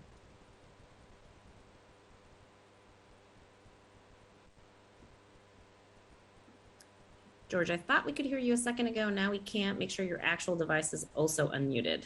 Can you hear me now? We can. Go ahead, George. Okay. Yes. I've been blessed to have Lenny Wilkens as a very close friend and extended family member for over 40 years. He is a gracious and inspiring man who has been recognized throughout the world as one of the greatest athletes, coaches, humanitarians, world ambassador, and advocate for children. Throughout his life, he's had the opportunity to meet Nelson Mandela, Bishop Fulton Sheen, Bishop Desmond Tutu, Prince Rainier of Monaco, and Prince Grace Kelly, Dr. Martin Luther King, Ted Turner, Andrew Young, Maynard Jackson, Jackie Robinson, President Barack Obama, and First Lady Michelle Obama, President Joe Biden, and First Lady Jill Biden, and Muhammad Ali, and many others. Throughout his life, he's been guided by his mother Henrietta's words, "Your honesty and integrity defines your character." Those that know Lenny well know he is a spiritual man and that his life aspirations are surround his dedication to his wife and 3 children and 7 grandchildren. He's a modest, humble, very competitive. He never quits or gets discouraged. He's cool under pressure. He's a world ambassador with an innate passion to help less fortunate. Thank you very much for designating Lenny Wilkens Way for Lenny Wilkens. God bless him and you, the council. Thank you so much for calling in today and for those wonderful remarks. Okay, we have next, it looks like Shawnee Zuniga is now with us. So let's go ahead and give Shawnee their 1 minute. Good afternoon, and thank you for the opportunity to speak as a Jewish Seattle resident. My name is Shani Zuniga. I am here today to implore you to vote no on the anti-Semitic legislation, Council Bill 120142, which would prohibit SPD training with certain foreign governments. Not only does this legislation discredit racism in our policing system, but it will prohibit our police from working with countries on very important issues, such as the cooperation between Seattle Police Department and the Chinese government in combating sex trafficking. As a woman, and for that reason alone, I'm struggling to believe that this legislation is even being considered. So instead of considering this legislation, our elected representatives should be focusing on real policing reforms that our city desperately needs. So please vote no on this legislation. It will not fix the deep-rooted problems in our system of policing. Thank you. Thank you so much for calling in today. Okay, folks, I'm going to do one last scan here. I think we have made it to our hour and also through everyone who signed up to speak on matters of general public comment. And just checking in with our IT folks just to make sure there isn't anyone else in the waiting room who signed up for general public comment in the interim. There's nobody else. Okay, great. Thank you so much. Okay, folks, let's go ahead and end our period of public comment. We'll go ahead and go to other items of business on today's agenda. which is the public hearing on Council Bill 120157. Will the clerk please read the title of Council Bill 120157? Council Bill 120157 relating to affordable housing on properties owned or controlled by religious organizations, modifying affordability requirements adopted in Ordinance 126384, and amending Section 23.42.005 of the Seattle Municipal Code and Section 10 of Ordinance 126384. Okay. It appears that technology is not our friend today. Just as we're about to do this, I see that Councilmember Strauss was having some need to reconnect. It looks like Councilmember Strauss is with us again. So before I open the public hearing on this item, I am going to go ahead and turn it over to Councilmember Strauss, who is the sponsor of this bill. Councilmember Strauss will provide us with introductory remarks before we go ahead and hold the formal public hearing, for which we do have a handful of members of the viewing public registered to make public comment. So thank you so much, Councilmember Strauss. Over to you. Thank you, Council President Gonzalez, and apologies for the technological issues that we just experienced. Just wanting to highlight that Council Bill 120157 is before us today, and it makes changes to Council Bill 120081, which the City Council passed on June 28th, and this will increase the affordability requirements from 60% AMI to 80% AMI. Council Bill 120081 implemented a new state law that allows for larger buildings than zoning would otherwise allow for affordable housing developments on sites owned or controlled by religious institutions. The state law defined affordable housing as affordable to 80% AMI, as did the original version of Council Bill 120157 that was transmitted to Council. The Land Use and Neighborhoods Committee considered the amendment to lower AMI requirements to 60% and decided against and rejected that amendment after hearing from stakeholders. The full City Council ultimately passed a similar amendment and lowered the affordability requirements to 60% AMI, making Seattle's law more restrictive than the state law. Following these votes, my office and others were contacted by churches and community organizations expressing deep concern with the amendment, which works with, and including from Nehemiah Initiative, which works with historically Black churches in Seattle to save the Black church in the central area and to combat displacement. These stakeholders shared that the 60% AMI requirement threatened the viability of church affordable housing projects, meaning that we would lose affordable housing units that would otherwise been developed under this ordinance. Additionally, I heard that churches plan to use this ordinance as a way, in ways that are more broad than what the City Council discussed during full council. In some cases, churches may wish to build affordable housing to allow their members to return home to communities that they have already been displaced from. Some of these members may not qualify for a 60% AMI unit, and they still have been displaced. I do not believe the city needs to micromanage how religious organizations best serve their congregations. Finally, I was reminded of the great importance historically and today of the Black church as more than just a religious organization, but as Donald King, president of Nehemiah Initiative, put it, as the largest African-American financial, emotional, physical, spiritual service provider, and the largest African-American landowner, period. He added much more, and I know that many more people will be speaking during the public hearing today. So I will end with this, just noting that this legislation will amend the previous council bill to provide more flexibility to churches to serve their congregations, build the needed affordable housing, and maintain themselves financially so that they can continue serving their community. Thank you, Council President. Those are my remarks before the bill. Thanks so much, Councilmember Strauss. Appreciate that context setting and additional information both for the viewing public and for us as council members. So as presiding officer, I am now opening the public hearing on Council Bill 120157 relating to affordable housing on property owned or controlled by religious organizations. The online registration to sign up to speak opened at 12 o'clock noon today, and I am going to call on speakers in the order of registration. The online registration will remain open until the conclusion of this public hearing. The same rules apply the same rules that apply to the public comment period will be applied to this public hearing. Each speaker will be provided up to 2 minutes to address the council. Excuse me, and speakers are going to hear a chime when they only have 10 seconds left of the allotted time. Your microphone will be muted at the end of your allotted.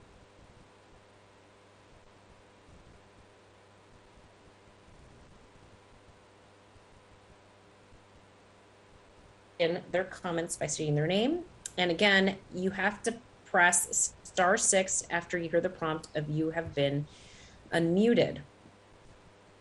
Sorry, folks, I'm continuing to experience internet stability, so I'm gonna have to turn my camera off here. Public comment on this particular section is only related to the council bill just described by Councilmember Strauss, which is a bill related to affordable housing on property owned or controlled by religious organizations. So we're going to go ahead and open up the public comment period. I'm going to go ahead and start calling on folks who are both present and signed up to speak on this subject matter. The first person is Kirsten Smith, followed by Donald King.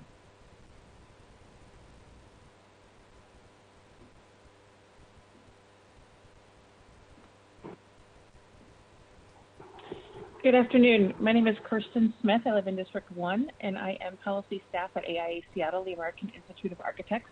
I apologize to Donald King for getting in on the list ahead of him because he should go first. He is a fellow of the AIA, and we are pleased to support Council Bill 120157. We also appreciate the Council's willingness to take a second look at the legislation's AMI provisions. Architects strive to apply our professional skills to advance racial and economic justice. One way we do this is to identify policy changes that make development work for BIPOC individuals and communities, both to combat the risk of displacement and to generate wealth-building opportunities. Adjusting this legislation to make it achievable for Black churches, to allow them to participate in the program without giving up control of their projects to larger developers, is an example of exactly this kind of policy adjustment. It also supports the city's commitment to eliminating racial disparities and achieving racial equity. While deeper affordability programs are essential and needed to achieve additional city goals, we believe in this case these goals could be addressed elsewhere. We ask you to support Council Bill 12157. Thank you. Thank you for calling in. Next up is Donald King, followed by Joey Lopez.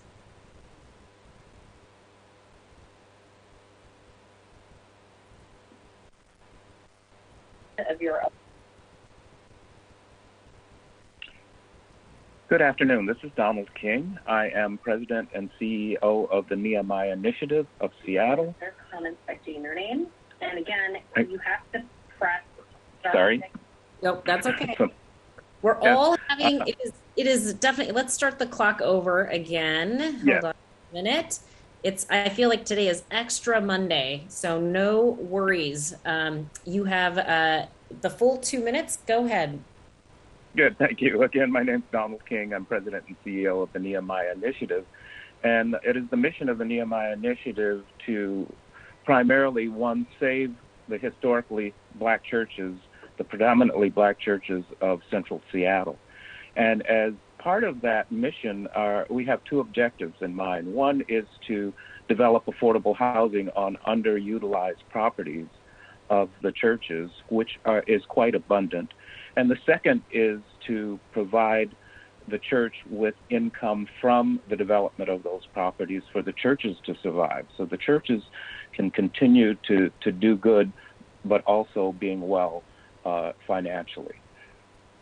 We are supporting the passage of CB 120157 because it corrects a previously passed bill and ordinance 120081 that was flawed. It had a late amendment added to it that required an eligibility of 60% area median income, which does not particularly work for our Black churches. We applaud those that work in the low and very low income housing provision market, but with the objectives that I just told you about, and the second objective of that is being able to make the Black churches stronger through the development of their housing a threshold of 60% or a limit of 60% AMI does not financially work for that objective. So I am urging you to pass this ordinance, to pass this bill into ordinance 12015. Thank you. Thank you for calling in today. Really appreciate it. Next up is Joey Lopez, followed by Benjamin Moritz. Council President Gonzalez and members of council, my name is Joey Lopez, a resident of District 3 and the Faith Land Initiative lead at the Church Council of Greater Seattle. I appreciate the time to speak today on behalf of the Church Council in favor of Ordinance 120157 to modify the affordability requirements adopted in a past ordinance as relates to affordable housing on properties owned and controlled by religious organizations. As many of you know, the Church Council of Greater Seattle is a century-old organization that is committed to making transformational change toward liberation and justice in partnership with Seattle's faith communities and community organizations, much like the Nehemiah Initiative. As part of this work, we facilitate a network of congregations and faith leaders through our Faith Land Initiative. Our initiative trains and develops faith leaders to cultivate deeper relationships within their congregations and neighborhoods and a practice toward community stewardship of faith-owned land. We also mobilize Seattle's faith communities to take action by practicing transformative stewardship of faith-owned land and engaging their lawmakers and elected officials. As we look and legislate the terms of affordability, we have to realize the impact for people with the most need, like BIPOC families. We know that families are what will reverse the impact of displacement from gentrification and policies that contribute to housing exclusion, like the city's history of urban renewal. Past debate focused on rental rates for studio and one-bedroom units. However, 80% of AMI for a three-bedroom unit is $2,295. A reality is that housing of this size is almost non-existent at this cost or lower. We must be mindful of the long-term impact of our development decisions, providing space for the return of displaced Black renters in a sustainable way that does not contribute further racial and economic segregation. I urge you to vote yes on the passage of CB 120157. Thank you. Thank you for calling in today, Joey. Next up is Benjamin Moritz, and then after Benjamin will be Alicia Ruiz. Hello, my name is Benjamin Moritz, and I'm a housing developer in Seattle. I'm here today to answer the specific question of what is the difference between 60% AMI and 80% AMI. It is the difference between many homes and no homes. For a family of four, it's the difference between earning $63,000 and about $83,000 a year in income. And for a housing provider, it's the difference between being able to charge that family a fair rent of about $1,600 a month or about $2,100 a month for a two-bedroom home. But for someone who aims to build housing, and for whom, like most of us, must borrow money to do so, it's the difference between being able to pay off your construction loan and not being able to do so. And if you can pay off the loan and you are a church, then it's the ability to have a bit of money left over afterwards to pay other bills and keep your community going. Now, not everyone needs to fund their operations in this way. Large nonprofits with access to federal tax credits and local subsidies can do just fine building at 60% AMI, and they should. But no one, not even the church with modest profit expectations, can build housing at 60% AMI without subsidy in Seattle. We now have the opportunity to allow smaller faith-based groups, especially the Black churches, the opportunity to revitalize themselves through housing and to do so on their own without subsidy. For that, they must be able to build at 80% AMI. Please approve this bill. Thank you. Thank you so much for calling in today. Next up is Alicia Ruiz, followed by Gary Tyson.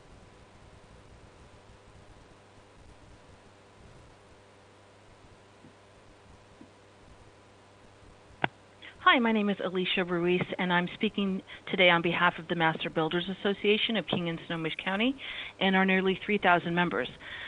Today we stand in strong support of the amended version of Council Bill 120159 that would modify the eligibility criteria to require that all affordable housing units built on property owned by religious organizations serve households with an average income of 80% of AMI.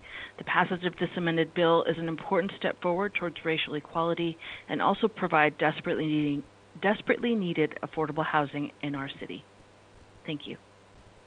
Thank you for calling in today. Next up is Gary Tyson. And then the last person I have signed up for this public hearing is Barb Wilson.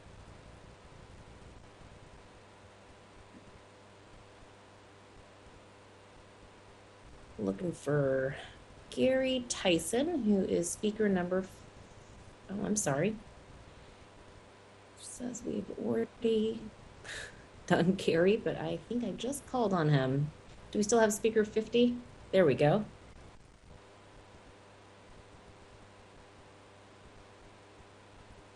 Okay, just press *6 and we'll be able to hear you.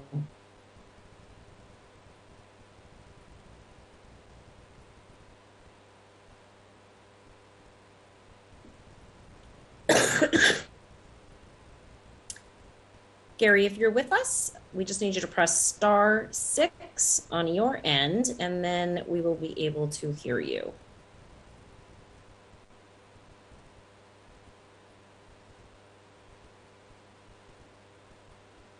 I am not hearing the caller, so let's go ahead and move over to Barbara Wilson, who is number 58 on our list.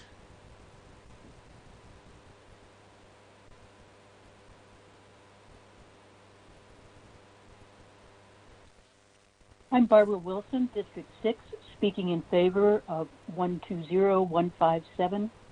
Increasing the permissible AMI to 80% would make it financially feasible for religious institutions with less land to build the missing middle housing at virtually no cost to the city.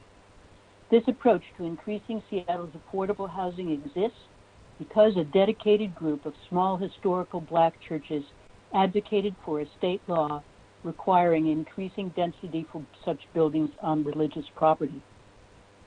Our own church in Ballard has been exploring building affordable housing at 60% AMI on our property.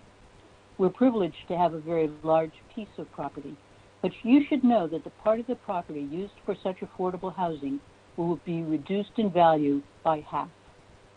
The reality is limiting the definition of affordable housing to 60% AMI and below reduces the land value so much that it's financially prohibitive for the very churches who brought Seattle one solution to increase much needed affordable housing, the Black historic churches. If you wish to support the Black community and their continued presence in their historical neighborhood, please pass 120157. Thank you. Thank you for calling in today. Okay, our last speaker is Gary Tyson. Let's see if we can get Gary unmuted and available to give us his comment.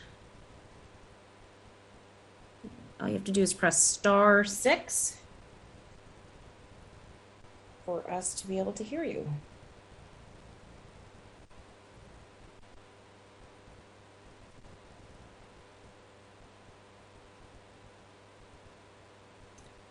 Okay, I'm still not able to hear Gary. I apologize for that. Sometimes these Zoom features don't work as well as we'd like them to. I would encourage you to email your comments to the full council at council, that's COUNCIL at seattle.gov. I'm sorry you waited this long and we're not able to get you on the line.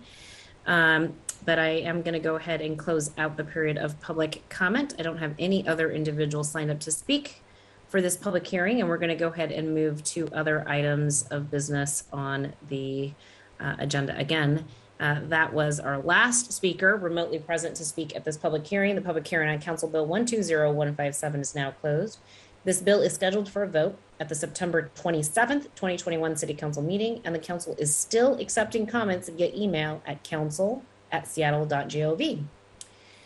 Thank you so much. Let's move to payment of the bills. Will the clerk please read the title? Council Bill 120179, appropriate money to pay certain claims for the week of September 6, 2021 through September 10th, 2021, and ordering payment thereof. Thank you so much. I move to pass Council Bill 120179. Is there a second? Second. It's been moved and seconded. The bill pass. Are there any additional comments? Hearing none, will the clerk please call the roll on the passage of the bill?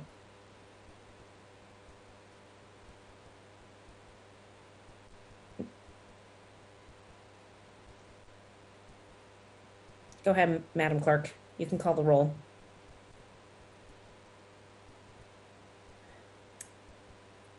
It could just be me, but I am not hearing the roll call. That's correct, Council President Gonzalez. You can just wait just a quick second. I apologize for the pause here. No worries.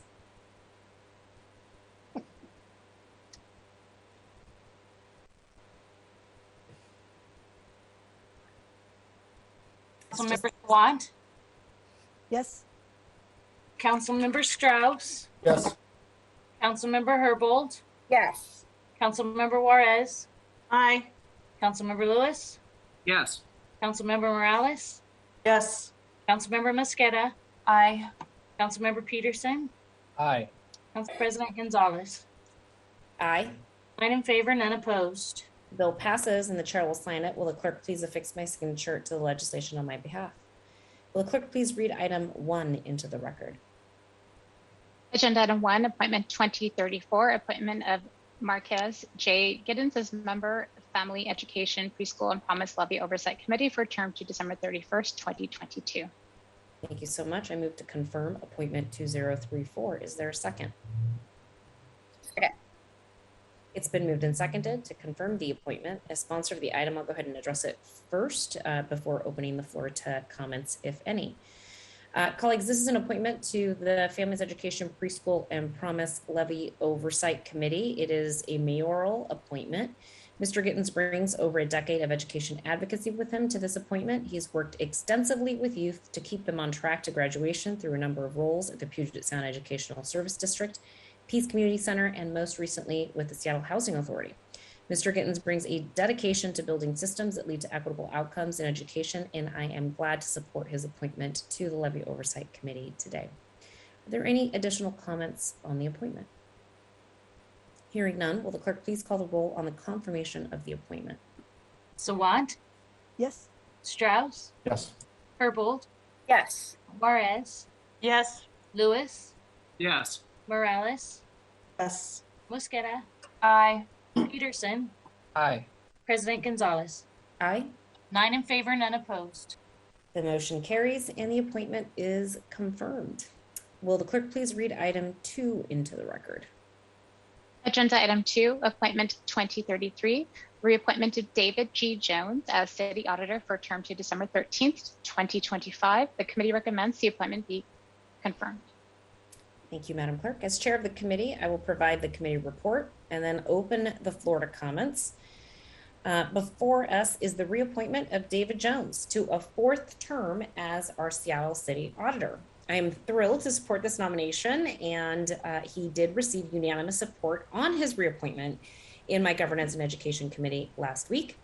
Mr. Jones has spent nearly 40 years in public service, and his work has been instrumental to good governance for our city, and he leads a team to help the city of Seattle better understand some of the most complex issues facing the city with an eye for nuance that is so critically important to governing and our overall accountability to the people of the city.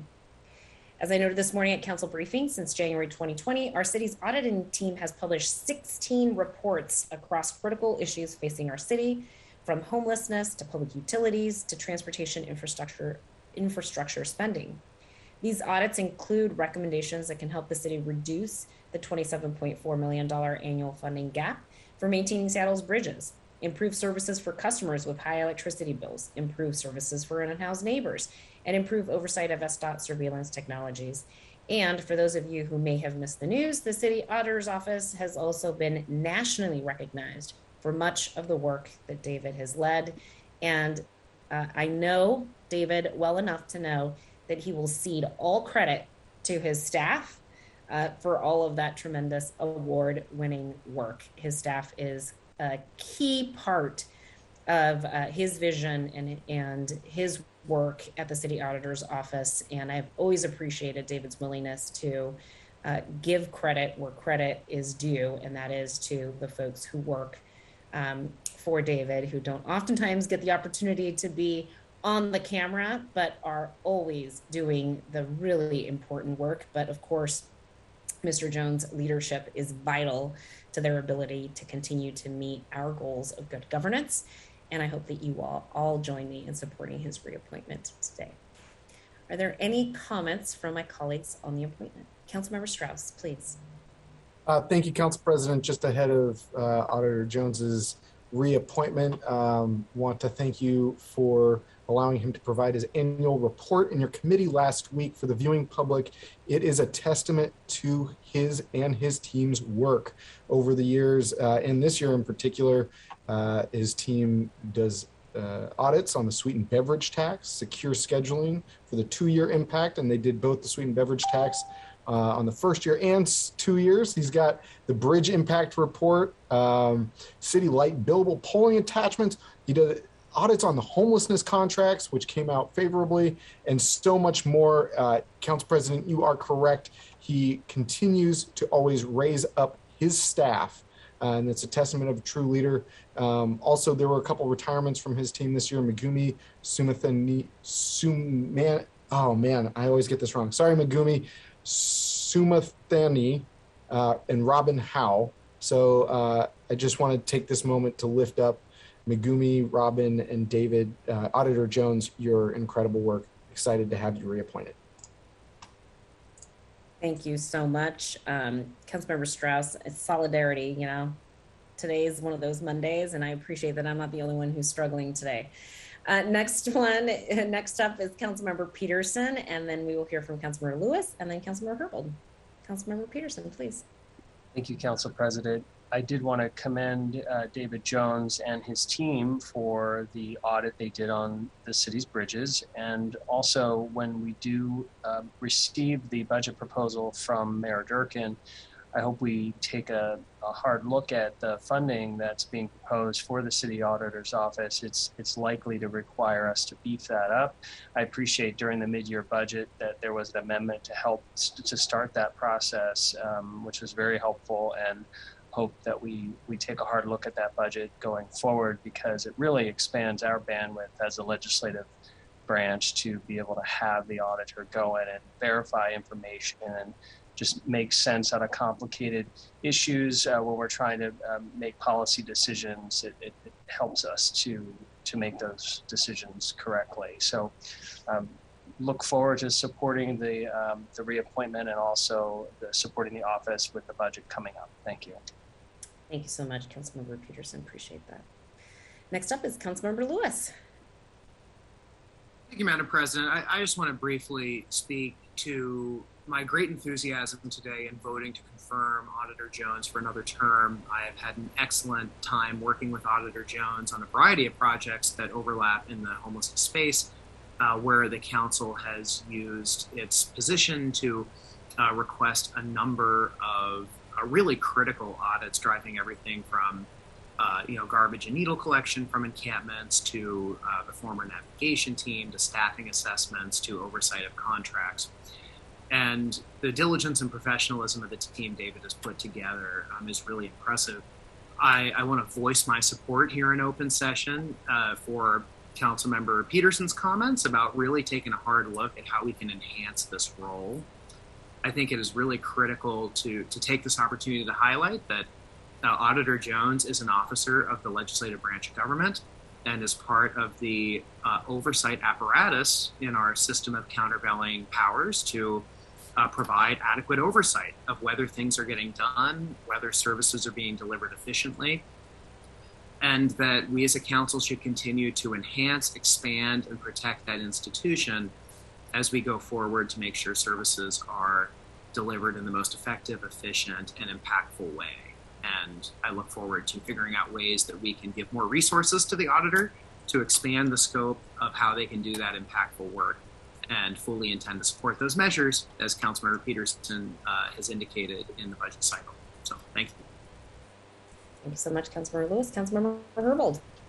Thank you so much. I think sometimes we think of the role of the city auditor to be really focused on making recommendations, and that's true. But I have found the city auditor's office to be very, very helpful in guiding my efforts in seeking to implement the city auditor's recommendations. It's really up to the executive and council branches of government, legislative branches of government, to implement those recommendations.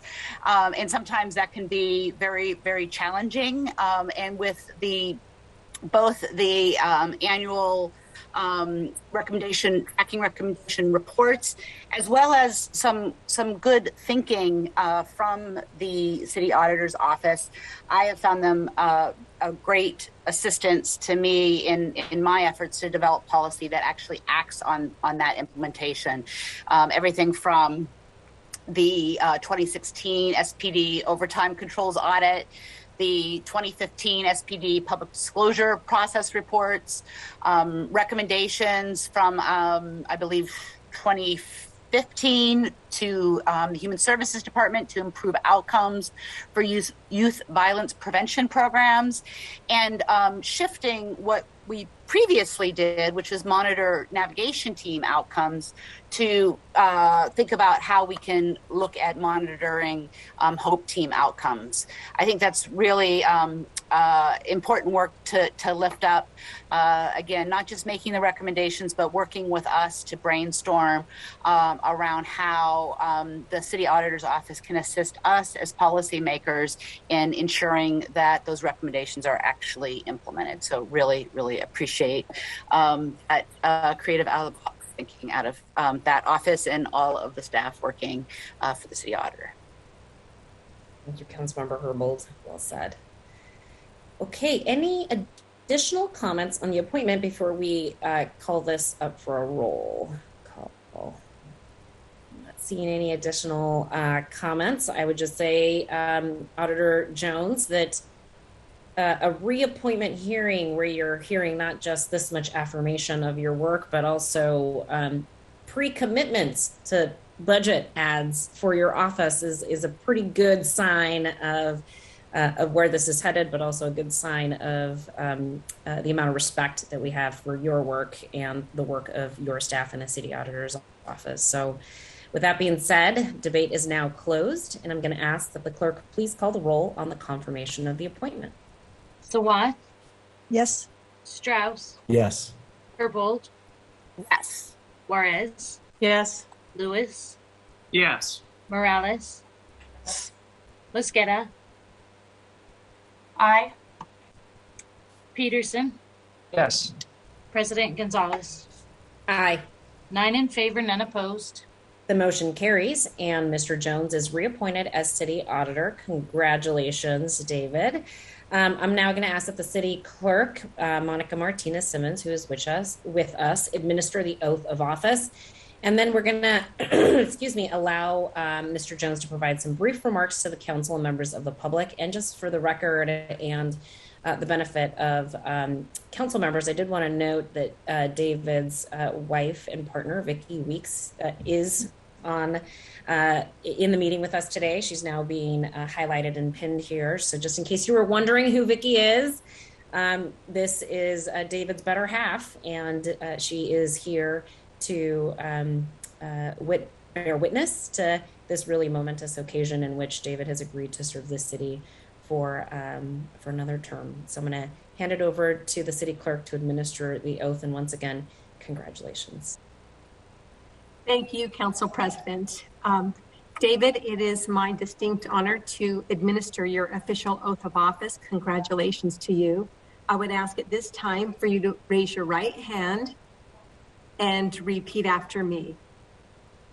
I, David G. Jones. I, David G. Jones. Swear or affirm. Swear or affirm. That I possess all of the qualifications. That I possess all of the qualifications. Prescribed in the Seattle City Charter. Prescribed in Seattle City Charter. And the Seattle Municipal Code. And the Seattle Municipal Code.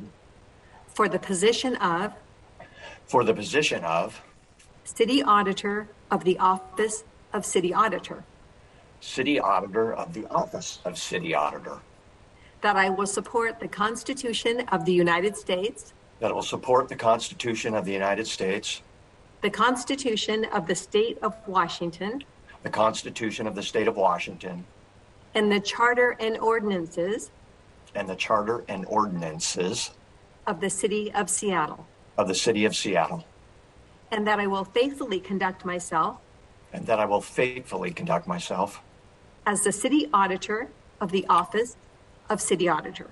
as the City Auditor of the Office of City Auditor. Congratulations once again. And David, in front of you are two original oaths of office. I would ask that you sign both of those and show your signature. I will do that. Thank you. Here's number 1. Thank you. And here comes number 2.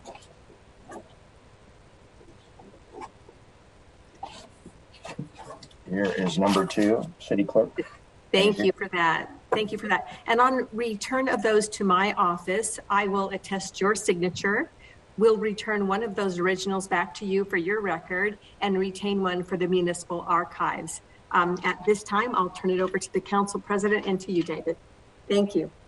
Thank you so much, Madam Clerk, for that. And David, I'm just going to hand it right back over to you and allow you to make some remarks to the viewing public and members of the council. Congratulations. You're welcome, and thank you so much, Council, for your support. And I will keep these remarks brief. If I've learned anything, that's a good thing, given the many meetings that you all have choose to go through. I just have 4 things I want to say. One, I want to, and I really mean this, and I know someone mentioned this before, but I really mean it. It's the staff. You know, our office is not called Office of the City Auditor. It's Office of City Auditor because it's a team effort.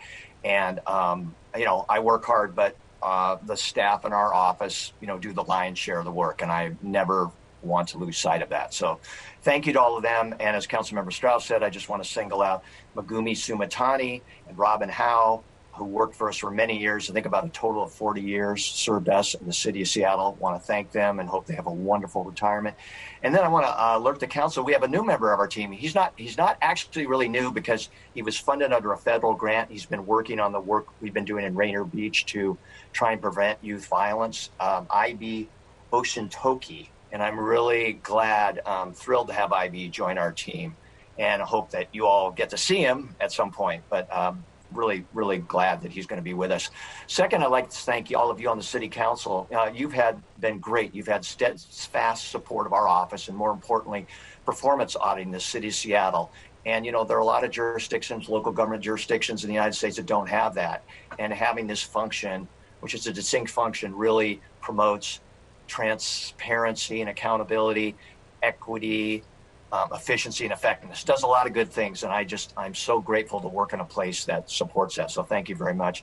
Third thing, I want to thank city departments. City departments, you know, they're the ones we have to come in. We come in and critique them, you know, and we're kind of a pain, quite honestly. We ask for a lot of stuff, and but for the most part, with some exceptions, but very few, I would say they've been really good about taking our recommendations to heart, having a good dialogue with us, and then implementing them. You know, about 70% since 2007, I believe, have been implemented, and a larger percentage are sort of pending or waiting to be implemented. So I just want to thank all the departments in the executive branch and the court, Seattle Municipal Court, because we do some work with them, for, you know, being so open to improvement, because we're all striving towards the same goal, you know, make the city as good as possible, do as good a job as possible. And last but not least, I want to single out my wife, Vicki, because as you know, service in the public sector sometimes can be a little chaotic on the family life. And she has been totally supportive about our office's work, and I just really appreciate that. And as a distinguished educator in her own right, I really appreciate that. And she gives me some pretty good advice sometimes and a great set of ears. So thank you, Vicki. And again, I feel honored to be reappointed. Thank you so much for your confidence in me and, more importantly, our entire office. So thank you. Thank you, Council President Gonzalez. Absolutely. Thank you, David, for being with us and for your willingness to continue to serve the people of this great city. Appreciate it. Congratulations once again. Okay, folks, we are going to move to item 3. Will the clerk please read item 3 into the record? Agenda item 3, Council Bill 120172, relating to city employment, commonly referred to as the third quarter 2021 employment ordinance, returning positions to the civil service system and amending classification titles. The committee recommends the bill pass.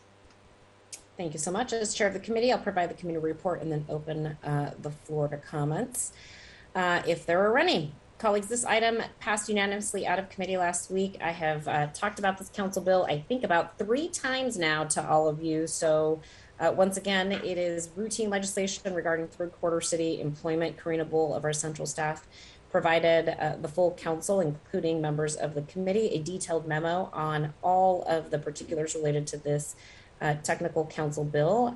I don't have anything else to add to this council bill that I haven't already said, so I'm going to go ahead and leave it there and ask if there are any additional comments on the bill. Hearing none, will the clerk please call the roll on the passage of the bill? Sawant, Yes. Strauss, Yes.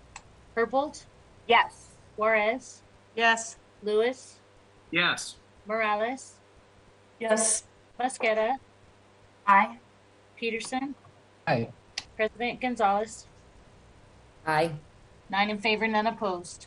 The bill passes and the chair will sign it. Will the clerk please affix my signature to the legislation on my behalf? Will the clerk please read item 4 into the record?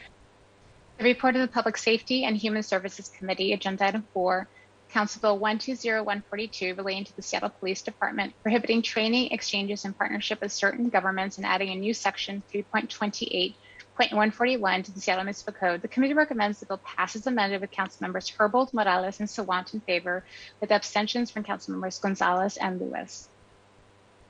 Thank you so much, Madam Clerk. Okay, folks, this is going to be a long discussion, and there are several late-breaking amendments, so I appreciate in advance your patience. I encourage you to go get a snack if you need one, but we will get through this and appreciate in advance your patience and the patience of members of the public as we work through what might be some challenging procedural issues, but hopefully everything will go as smooth as possible. We do have for this discussion available Council Central staff, Ali Panucci and Ann Gorman, who I can call for comments and questions that might come from council members. I will need to suspend the rules in order to allow for that to occur, but if it needs to happen, please do not hesitate to signal that need to me, and I am happy to do that. Not our preferred method of doing it. Our preference is obviously to have all of the policy conversations occur during committee, but there are several amendments that have come out since committee, and want to make sure that we as council members and members of the public are getting the benefit of our central staff analysis before we take a final vote. So with that being said, I am going to acknowledge Councilmember Sawant, who is the sponsor of this bill. The chair of the Public Safety and Human Services Committee thought it was appropriate to allow you to have the first and the last word on this bill as the sponsor of the bill and a member of the committee. So I'm going to hand it over. Thank you, Council President Gonzalez and Public Safety Committee Chair Herbold. This is an ordinance that, as you all know, has been months ago requested by the End the Deadly Exchange movement, which comprises a large number of organizations that have been in solidarity with it, which I will acknowledge later.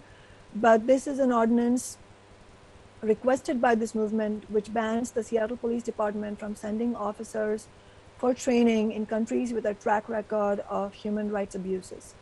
This bill originally banned the Seattle Police Department from training specifically in Israel, but because they have done so in the past, learning the tactics brutally used to repress Palestinians. My office originally drafted this bill to support the End the Deadly Exchange movement several months ago when thousands of Seattleites marched to protest the bombing of the Gaza Strip by Israel's right-wing political establishment. Since then, we have expanded the bill to ban the Seattle Police Department from training in any country that has a track record of human rights abuses, as documented by established and mainstream international human rights bodies. Thank you to Councilmembers Morales and Mosqueda for co-sponsoring this bill. I especially want to thank the hundreds of community activists from a wide range of movements who have brought forward and demanded that the City Council adopt this legislation. Black Lives Matter and Palestinian rights activists, Indian American activists, members of the progressive Jewish community, along with other faith communities, socialists, and human rights activists who have been engaged in a wide range of struggles around the world. They have spoken with many voices, but one singular, powerful message. Seattle police training practices must align with the human rights values that this City Council has repeatedly declared are paramount to our city. On behalf of the activists leading this struggle, I am bringing 3 amendments this afternoon to the bill. And just to clarify, none of the amendments from my office are late breaking. They have been in process and have been completely transparent about them, not only with members of the public, but also in successive City Council briefings on Monday mornings. So the amendments from my office are to amend how the bill defines what countries have committed human rights abuses, to close loopholes that may have been created in the amendment that passed in committee last week, and a third amendment that came out of the discussion during council briefing this morning. These amendments preserve a country-neutral, even-handed approach to limiting police training. If these amendments are adopted, the Seattle Police Department would still have viable training partners with nearly 100 countries around the world, including Canada, the UK, Sweden, France, Germany, and Italy, among others, while honoring the commitments to human rights that this City Council has gone on record as supporting. If Councilmember President Gonzalez agrees, I will move those amendments now, and then we can have a general discussion on the bill itself after. Yeah, I think that makes sense. There are your amendments plus amendments from Councilmember Strauss. So let's do what we ordinarily do, which is go through all of the amendments before we have a conversation about the underlying bill. If that's okay with you, it's okay with me. I do see that Councilmember Strauss has his hand raised, so I will go ahead and acknowledge Councilmember Strauss before we go through the movements related to the amendments. Thank you, Council President. There was a drafting error in the email and the amendment that I sent around at 2 p.m. There should be the new amendment in your inboxes now, as long as law has appropriately reviewed. So if you don't see that now, you'll see it in just a second. Just wanted to alert that before we brought my amendment forward. Okay. Your amendment is, we got a little bit of time here. We've got 2 amendments to consider and debate before we get to yours. Appreciate the heads up on that. And we will keep an eye out for that email. Okay, so let's go ahead. Councilmember Salant, why don't you go ahead and make your motion and see if it gets a second, and then I'll hand it back over to you to address the amendment after it has received a second. First, I will move Amendment 1, Version 2 as emailed to council offices this morning. Is there a second? Second. Thank you. It's been moved and seconded to amend the bill as presented on Version 2 of Amendment 1. I'm going to hand it back over to Councilmember Salant to address this amendment.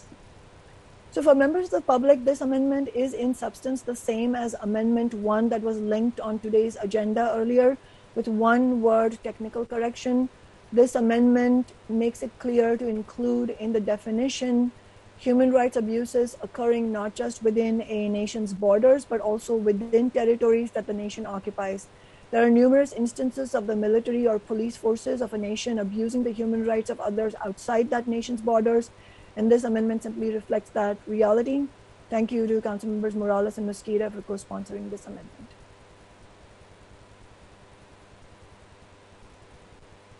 Great, thank you so much. I'm looking for comments now on the amendment, and I see that Councilmember Herbold has her hand raised. Please. Thank you. This was this language change was a language change that we had discussed a little bit in committee, but sort of talked about what the intent was, but decided to wait and give central staff an opportunity to actually draft it. This is the amendment that I characterized this morning in council briefings as an amendment that I felt was a friendly amendment. And when I asked central staff what impact this amendment would have, the central staff response was that looking at the purview of the ICC and how that body defines and organizes its work, that the ad does not make any substantive change. And I'm just adding that I do support the clarification that the amendment provides with the understanding that there's no substantive change. Thank you. Okay, thank you so much. Are there any additional comments on this amendment? I'm not seeing any additional comments. Councilmember Sawant, anything else to add? No. Okay, thank you so much. In that case, debate is now closed on the amendment. So will the clerk please call the roll on the adoption of version 2 of Amendment 1? Sawant, Yes. Strauss, No. Herbold, Yes. Juarez, No. Lewis, No. Morales, Yes. Mosqueda, Aye. Peterson, No. President Gonzalez. Sorry, I'm having internet issues. Are we still on the First Amendment? We're still on the First Amendment. Yes. Okay, sorry about that. Yes. That is 5 in favor and 4 opposed.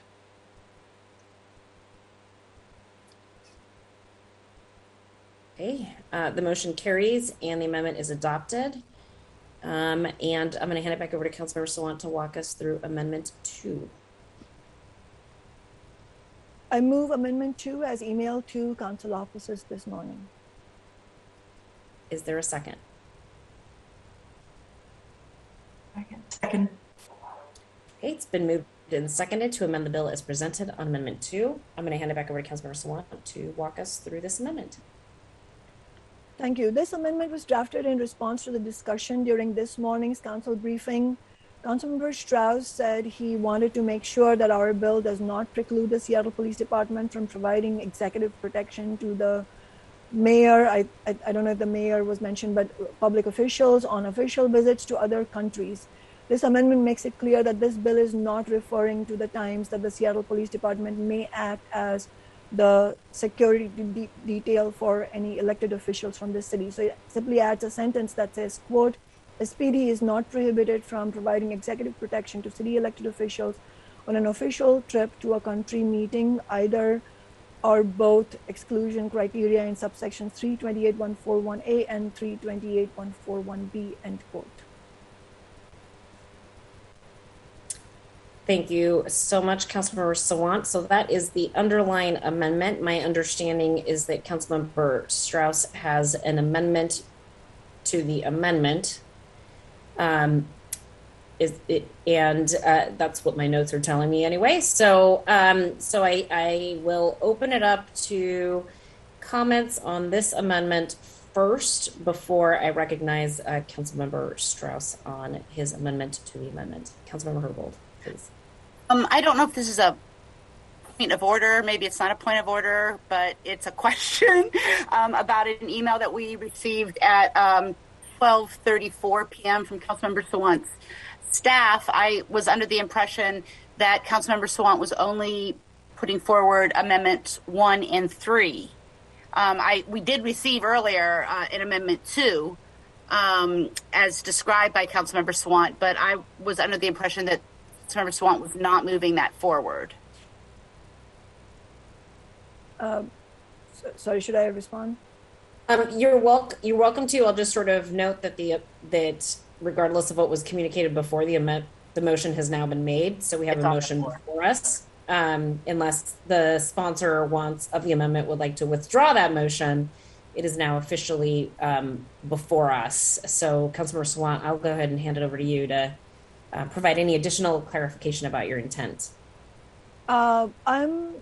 Maybe maybe we're talking past each other. Maybe there should be some clarification. But as far as my office's emails are concerned, as far as I understand, we were clear that we were moving 3 amendments, and we shared them at 11:45 a.m., I believe, including this one. And as council members will remember, the context of this one only came up this morning, so it was added today.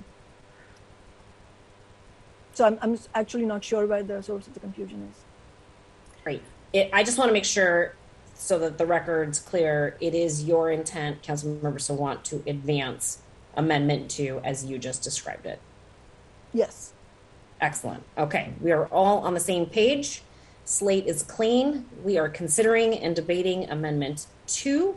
Are there any additional comments on Amendment 2, again, before we consider the amendment to the amendment? No additional questions. So I'm going to go ahead and recognize Councilmember Strauss, who indicated that he has an additional amendment which was not distributed by 12 noon today. Because it was not distributed before noon today, the council will need to first suspend the rules before this amendment can be moved. If there is no objection, the council rules relating to distribution of amendments 2 hours before the city council meeting will be suspended to consider an additional amendment. Hearing no. Oh, sorry. I thought you needed a second, Council President. I apologize. Okay, just making sure that was not an objection. No, not an objection. Okay, thank you so much. Hearing no objection, the council rule is suspended and Councilmember Strauss is recognized in order to move amendment, I think it's still 2B. That's what I was hoping to confirm. I believe it is now 2C. Ann, could you help me with this? Or Allie? We cannot, hold on a minute. We cannot hear from non-council members or the city clerk without a suspension of the rules. So, let me just confirm right now. If you need to hear from Allie or Ann, I'm happy to suspend the rules accordingly. Just 1 second, please.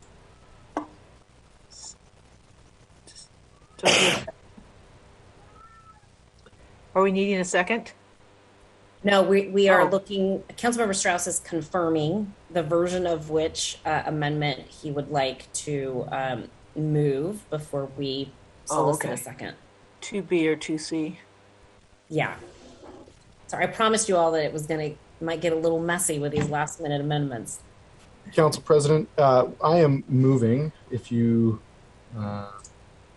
give me just a second. I move to amend Amendment 2 by substituting it with the corrected version of Amendment 2B, which was distributed at about 4:15 this afternoon. Okay, so hearing no objection, the council rule is suspended and Councilmember Strauss is recognized in order to move the corrected version of Amendment 2B. Councilmember Strauss, over to you. Thank you, Council President. Do I need to make another motion or just speak to it? We hadn't yet suspended the rules. We were waiting for you to confirm which version we were suspending the rules in order to hear. So now is your opportunity to actually make your motion, and then I will ask for a second. If there is a second, then we can hear from you on the substance of the proposed amendment. Great, thank you. I move to amend Amendment 2 by substituting it with corrected Amendment 2B, which was recently distributed. Second. It's been moved and seconded to amend Amendment 2 by substituting it with a corrected version of Amendment 2B, which was recently distributed. I'm going to go ahead and hand it back over to Councilmember Strauss to address the substitute version of the amendment. Please. Great. Thank you, Council President, colleagues. As I'm not on the Public Safety Committee or the committee in which this has come from, I was only beginning to review what came out of committee late last week. I thought some of the concerns that I had shared months ago had been addressed, and alas, unfortunately, they had not been addressed, and so I worked quickly this morning to address those. We did create a drafting error before distributing the original Amendment 2B, And my apologies for any confusion that has created. The amendment before you and Council President, if we are able to see it on the screen, I would ask central staff to put it on the screen. One of the drafting errors, we were just trying to make the sentence flow more correctly. So the corrected version retains the formatting of the original version and simply makes this nation neutral by being by including all nations in the world, rather than engaging in an attempt to understand which countries have or have not signed on or are in accordance with UN declarations or committees. This simply says all nations, period. Does not change any of the other content. And can I confirm, can we pull this up on the screen so that colleagues can see it? Yeah, if somebody from central staff is prepared to screen share, I have no objection to that. And then also including SPD is allowed to provide executive protection. My apologies. If I had had more time with this, I would have included British Columbia because they are our state to the north, our province to the north. But unfortunately, we're out of time today. Thank you so much, Councilmember Strauss. So colleagues, you do see the language that is being proposed to be changed here.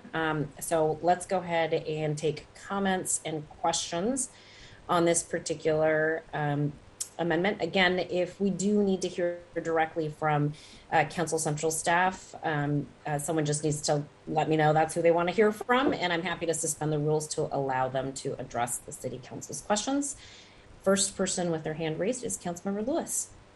Yes, Madam President, I would so move to suspend the rules to talk to central staff for just a moment, if possible.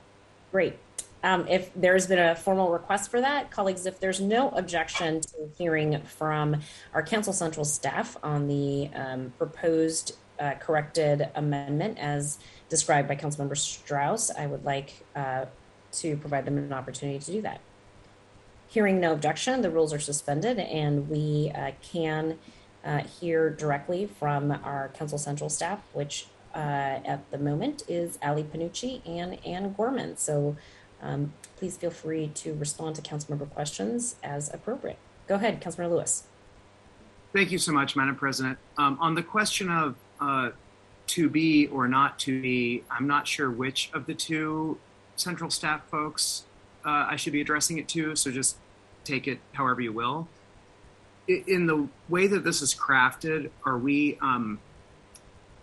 assuming in the underlying, like the text that is not crossed out above, that is going to stay consistent regardless of what we decide? Because in reading that, the scope is limited to military forces and not to foreign police. So it's a foreign military. Oh, no, sorry. Or partnerships with the police forces, intelligence agencies, security services. So then this would ban trainings with Canadian officials. And I think Councilmember Strauss alluded to that, but I just wanted to ask that at the top here. Correct. Yes, I'm sorry, go ahead, Councilmember. Oh, and you're great. I was just going to say, yes, that's correct. If I had had more time, I would have created an exemption for British Columbia as our province to the north, but alas, out of time. Okay, and so Anne, are we going to rest then on Councilmember Strauss's answer to that? I don't have anything else to add. As written, this would ban training programs, exchanges, or partnerships with police forces in Canada. All right. I don't have any additional questions. Thank you. So much. I see that Councilmember Herbold has her hand raised, and then Councilmember Morales. Councilmember Herbold, please. Thank you. Is this exclusively to ask questions, or could I make a statement? It's any comments on the proposed amendment. Right. Rules are suspended, however, so if you had a question Fantastic. to Central staff, you may pose that question, but this is an opportunity for any and all comments on Councilmember Strauss's proposed amendment. Thank you. So just to sort of underscore the issue raised by Councilmember Lewis, we received information from Central staff that from 2013 to 2021, SPD took 48 trips to Canada. To be clear, though, a trip is one incident of travel by a single staff member. But it looks like 13 trips were to attend a conference, 2 to provide executive protection, which would be exempt by this amendment, and 2 to support a partnership, and 30 to receive training. In addition to the fact that this amendment would scoop in Canada, I've spoken to Seattle Police Chief Diaz and understand that the Seattle Police Department is currently working with agencies both in the United Kingdom and Sweden on crowd management processes, which have been along the lines of recommendations of our police accountability agencies. And as drafted, it appears that this amendment could potentially impact this work. There are about 195 nations in the world. I'm just very concerned that the impact is very broad of this with this amendment, and is not. And I understand that's the intent of the amendment sponsor. It's not tied to an objective assessment of human rights violations and the human rights records. So I'm be listening for my colleagues' arguments on this, but I am unlikely to be able to support this amendment. Thank you, Councilmember Herbold. Councilmember Morales, do you still have a question or comment? Well, I was just pointing out, as Councilmember Councilmember Lewis did, that the first sentence here and the second sentence seem to say slightly different things. The first sentence says, shall not participate in training programs, exchanges with military forces. And then the second one goes on to say intelligence agencies or security services. So my real question is, does that matter? Or will the broader interpretation be what is adhered to here? Yeah, and I think just to be clear on my understanding that might be relevant to sort of context for that question is that that language exists in the underlying legislation. So the only parts that are being proposed to be changed are sort of the strikeout of A and B in the addition of the last line SPD. So the part that you identified that may have a inconsistency is included in the baseline bill. So thank you, Council Central staff, whoever's doing this, for highlighting the text that is in yellow is what Councilmember Strauss's amendment is proposing. Everything else is included in the base legislation that we are considering today. So Council Central staff, any response to that particular question as presented by Councilmember Morales? No response. I agree with her characterization generally. Okay. Councilmember Sawant, please.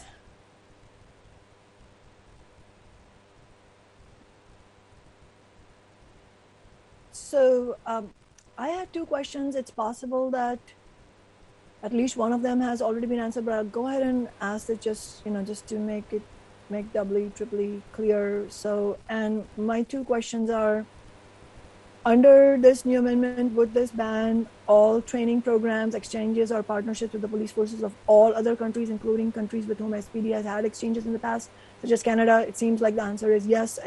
We had this exchange between you and Councilmember Herbold, so just confirm that. And then secondly, under this amendment, would the SPD be permitted to attend training inside the United States that involve police forces, intelligence agencies, or security services of foreign countries. Those are my two questions. President Gonzalez, I do have comments about this amendment, but I'll reserve them for a bit. And Council President, may I respond and then Central Staff? Sure. Councilmember Sawant, what I will say is that as to your second question, whether or not those trainings can or cannot occur on domestic soil is a question left for your base bill. That's not under consideration for this amendment. That doesn't have, this amendment simply removes the characterization of which types of countries we can work with to just say all countries. Otherwise, it is not truly nation neutral. This is a nation neutral amendment. And to your first question, yes, the answer is yes. Thank you. And if you have follow-up, please. Sure. In response to the first question, yes, this amendment would ban such work with Canada as SPD is currently engaged in. And this, with respect to the second question, the way I read partnerships with the military forces of any country, that would exclude United States military forces, but all of the other descriptions of types of units, foreign military, police forces, intelligence agencies, those all have the qualifier foreign attached to them. The only one that does not is military forces of any country. Sorry, but I don't know. And if you address my specific question was, would the SPD be permitted to attend training inside the U.S. that, like, if the training happened on U.S. soil, that in a training that involves police forces, intelligence agencies, or security forces of foreign countries?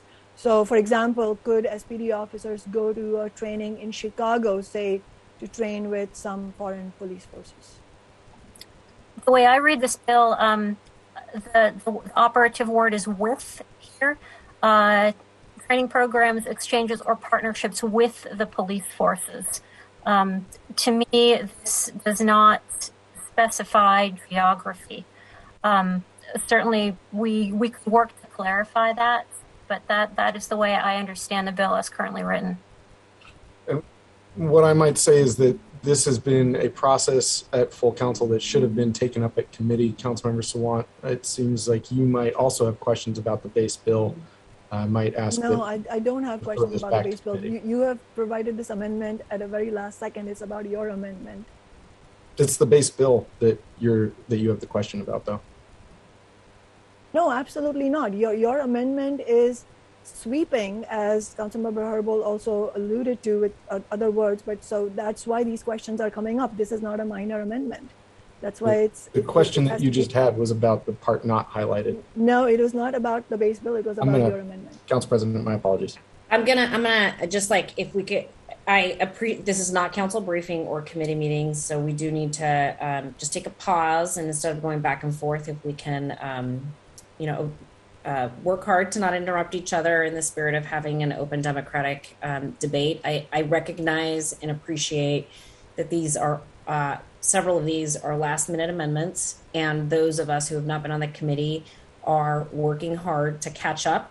And so I appreciate the opportunity for us to extend grace to each other as we are trying to catch up on some of these amendments, some of which are more substantive than others. And again, as I stated at the top, my preference is always to do these kinds of work sessions in the midst of committee work. But alas, we are in a situation now where that is not the situation. So we are going to go ahead and do our best to get through all of these amendments in a way that is hopefully useful to those of us who have to make decisions on the underlying bill and on these respective amendments. So I really appreciate you all working together to hopefully achieve that.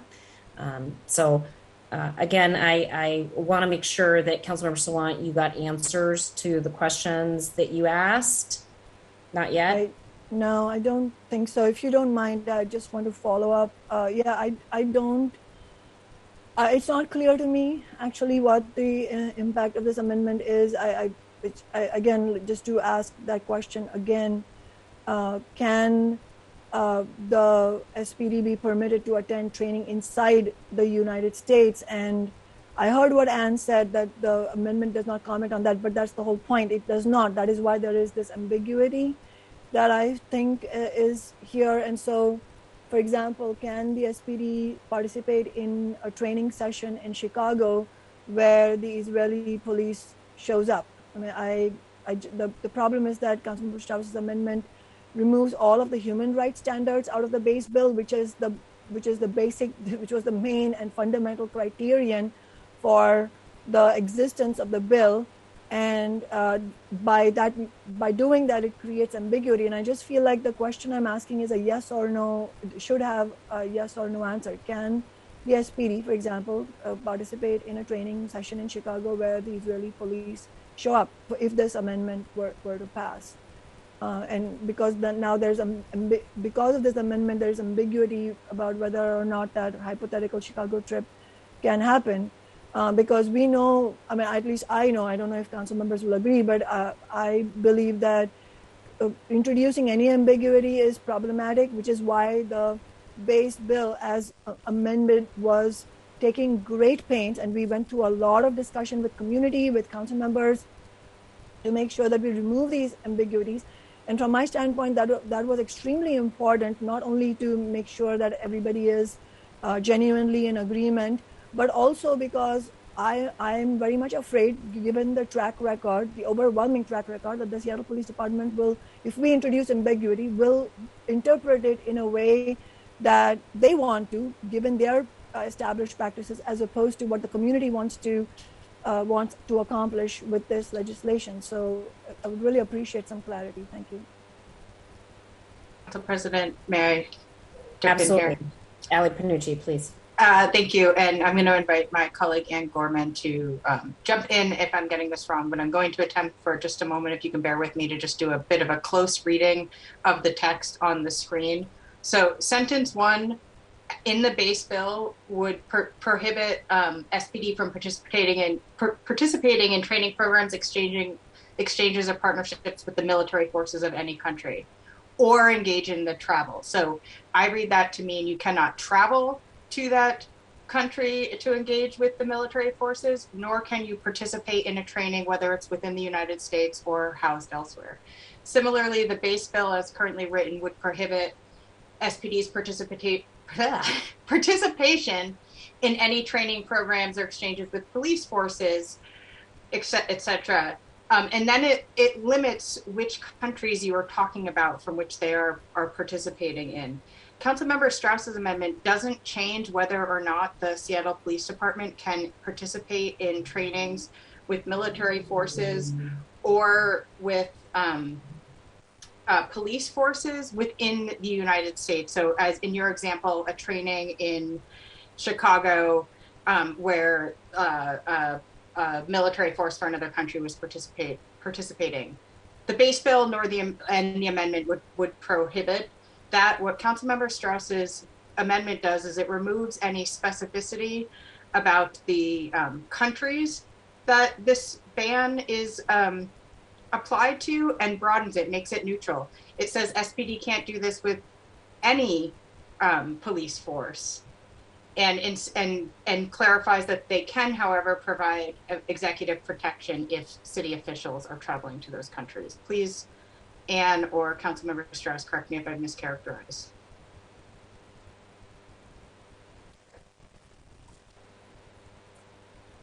Sounds fine to me. Agreeing with Anne, that sounded correct to me. Okay. Okay. Councilmember Sawant, this was your line of questioning, so I just want to circle back and make sure you have finished your line of questioning here, so I can call on Councilmember Mosqueda next. Yes, I was just going to thank Ali for that clarification. Great. Okay, thank you so much, Councilmember Sawant. Councilmember Mosqueda, your hand has been raised for a while. Thanks for your patience. Go ahead.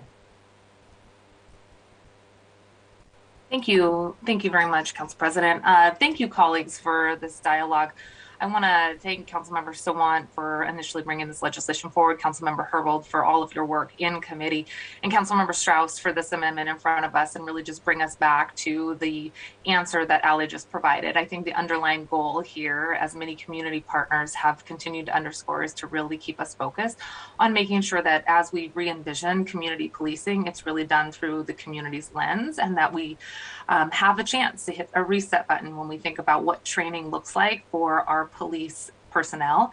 It doesn't and it shouldn't be done only by military personnel, and we are making a value statement here that going forward, training will not include partnership with other military entities or other countries and their military bodies. So I just want to orient us to the why we're doing this, which is to really refocus us back on community orientation to what public safety should look like. And I think this is an important piece of legislation in that longer term goal. I also think that the legislation was enhanced in committee and appreciate the clarification that's been offered by central staff here today about both the underlying bill and the amendment in front of us. Councilmember Strauss, appreciate the line that you've walked here to help make sure that we have a full understanding of how both the police forces, intelligence agencies, security forces, all of which we want to make sure are not getting trained by other military personnel or with other countries and their military personnel, regardless of where they are, including to our friends in the North. We do want to continue to reshape our trainings in the future to be focused on community strategies and partnerships with community, especially those upstream investments to create greater security so fewer folks ever interact with police officers to begin with. Appreciate the clarification that's been offered on this amendment. And with that, I believe that there's support in the community for this. With that clarification that's been provided by Ali and Central staff, thank you, Ann. And I look forward to supporting this amendment as well.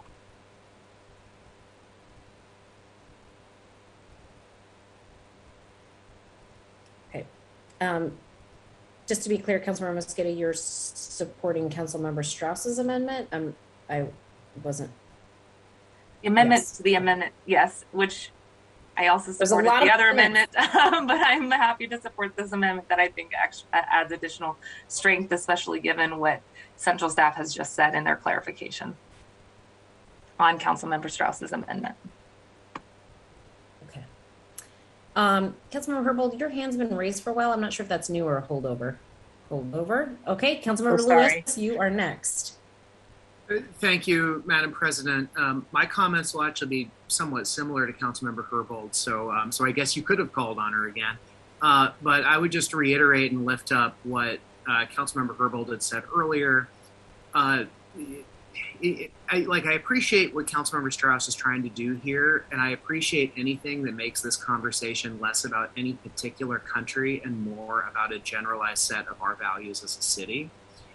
The issue that I have, especially as this is broad enough to include any foreign police force, is there are examples of police forces in other countries that do have practices that we might want to study, that we might want to emulate, that might benefit from some kind of foreign exchange where our police can go and talk with their officials about what they do. Great example being crowd control practices in Sweden. Or other Nordic countries. Obviously, the United Kingdom historically has stood out as a place that is generally considered to have a good model of community policing by international standards. And then certainly our biggest training, probably trading as well, but our biggest training partner is Canada, as demonstrated by the historic foreign trips taken. And I don't really know enough right here in this session about the nature of our training exchanges with Canada. So given those things, I do think at this time, without knowing more information, I can't support this amendment, given the broadness. Thank you, Councilmember Lewis. Councilmember Sawant, and then Councilmember Strauss. Thank you, Council President Gonzalez. I firstly want to congratulate all the activists and community members who called into public comment in opposition to the original version of the amendment that Councilmember Strauss had sent out at 2:01 p.m. I just wanted to let all the members of the public who spoke and have been paying attention to this issue that your organizing clearly had a powerful impact. The 2:01 p.m. version of this amendment would have removed the restrictions on training with police forces of human rights abusers. This 4:17 p.m. draft has been updated to now put police forces back in. That does close a substantive loophole, but and that's good. But I still have concerns about the whole point of this amendment. So at this point, really the only difference is this amendment also prohibits the Seattle Police Department from training with the police of countries that are not human rights abusers, in addition to those that are human rights abusers. And keep in mind, I am defining human rights abusers as per the mainstream independent international human rights organizations define these issues.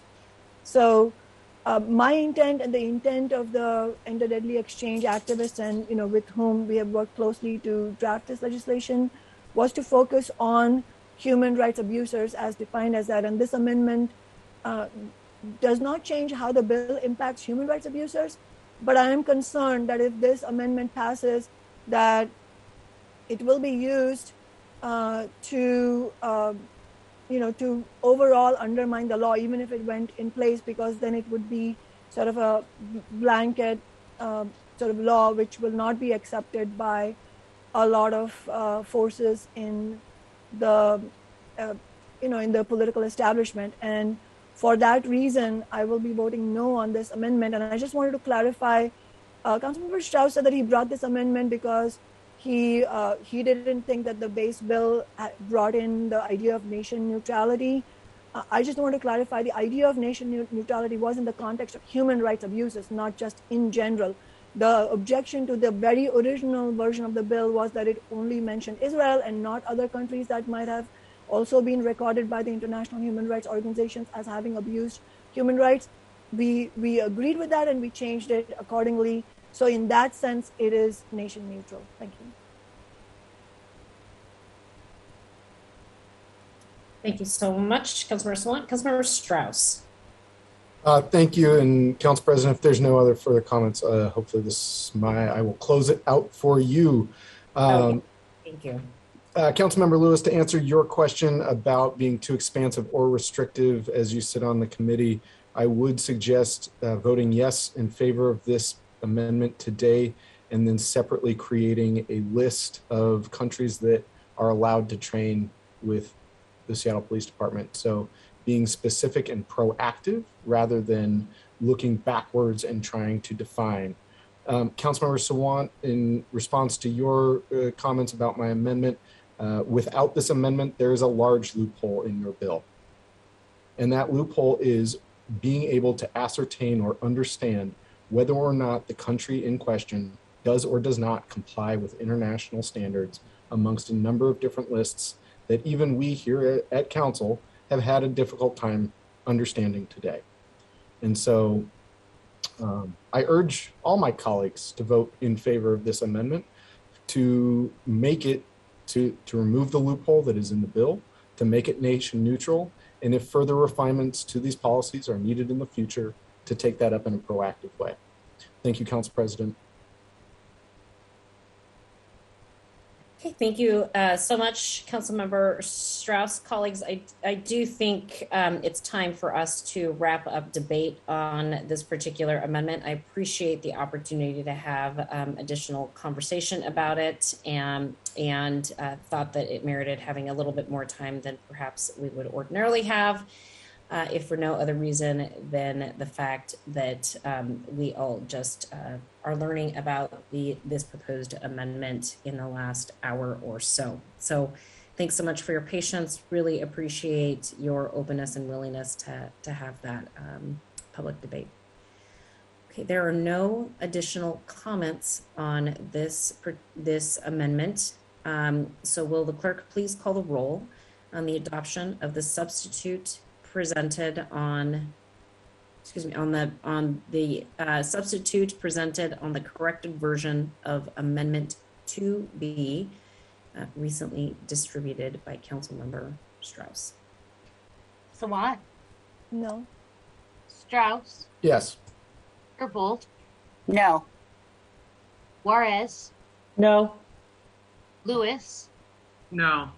Morales, Yes. Mosqueda, Aye. Peterson, Aye. President Gonzalez. No. 4 in favor, 5 opposed. Okay. Try turning my camera on, see if my internet will cooperate with me. Great. The motion fails. The substitute is not adopted, and Amendment 2 is before the council. Are there any additional comments or questions on Amendment 2 as previously described by Councilmember Sawant? And hopefully we all still remember what Amendment 2 is. So maybe Councilmember Sawant, in an effort to close out debate on Amendment 2, you can just quickly remind us what it was about, because it's been a while since we talked about it, and then we can take a roll call vote. Thank you, Council President Gonzalez. That is exactly what I was going to do, just remind everyone because it's been a while. As I said earlier, this amendment was drafted in response to the discussion we all had during this morning's council briefing. Councilmember Strauss had said at that time that he wanted to make sure that our bill does not preclude the Seattle Police Department from providing executive protections to city public officials on official visits to other countries. This amendment makes it clear that this bill is not referring to the times that happens. Simply adds a sentence that says, quote, SPD is not prohibited from providing executive protection to city elected officials on an official trip to a country meeting either or both exclusion criteria in the 2 subsections, end quote. Great, thank you so much. Okay, folks, if there's no additional questions, I would like to go ahead and call the roll on this. So will the clerk please call the roll on the adoption of Amendment 2? Sawant, Yes. Strauss, Yes. Herbold, Yes. Juarez, Yes. Lewis, Yes. Morales, Yes. Mosqueda, Aye. Peterson, Aye. President Gonzalez. Aye. 9 in favor, none opposed. The motion carries and the amendment is adopted. Councilmember Sawant, you have a third amendment that you would like, that I understand you would like to make a motion on. So I'm going to go ahead and hand it over to you to make your motion. And again, if it's seconded, we will have a discussion. Thank you. I move Amendment 3 as emailed to council offices this morning. There's a second. Second. It's been moved and seconded to amend the bill as presented on Amendment 3. Councilmember Sawant, I'm going to hand it over to you to address the amendment. Thank you. And thank you to Council Members Morales and Mosqueda for also co-sponsoring this amendment. This third amendment adds a reference to the International Criminal Code statute, which was left out of the amendment that the Public Safety Committee approved last Tuesday. The current draft of the legislation cites 2 multilateral human rights treaties, the International Covenant on Civil and Political Rights and the International Covenant on Economic, Social, and Cultural Rights, as indicators of a government's intentions to abide by human rights and international law. However, the amendment left out the International Criminal Code statute, also called the Rome Statute, as another indicator of a government's intentions to abide by human rights and international law. Since the bill's exclusions provision in subsection B immediately below relies on the International Criminal Code as the body determining the violations of humanitarian law, it's only logical to cite the ICC statute along with the other treaties. So that's simply what this amendment does.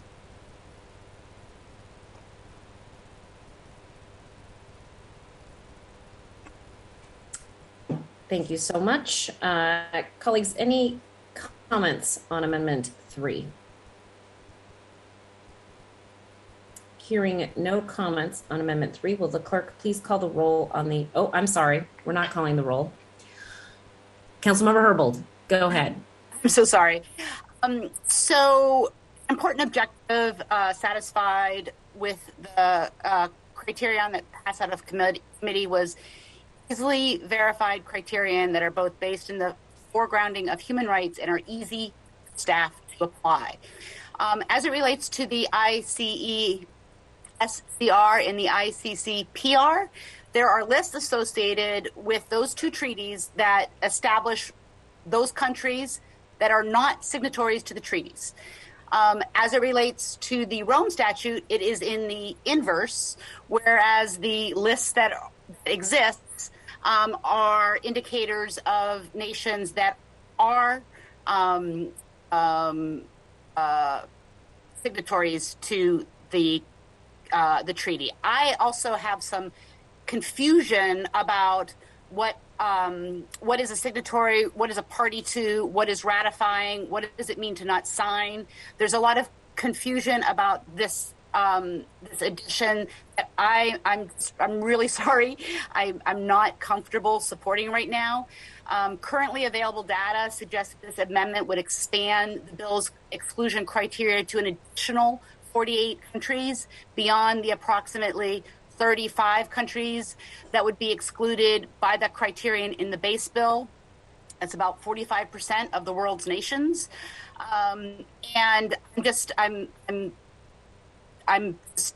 very uncomfortable with, again, broadening the scope of the exclusions beyond the exclusions that I moved in my amendment. This was the amendment that is being proposed to, the language that is being proposed to be amended is a mandatory language to an amendment that I offered last week, specifically, again, with the intent of making sure that the exclusion criteria are verifiable and simply implemented by the Seattle Police Department.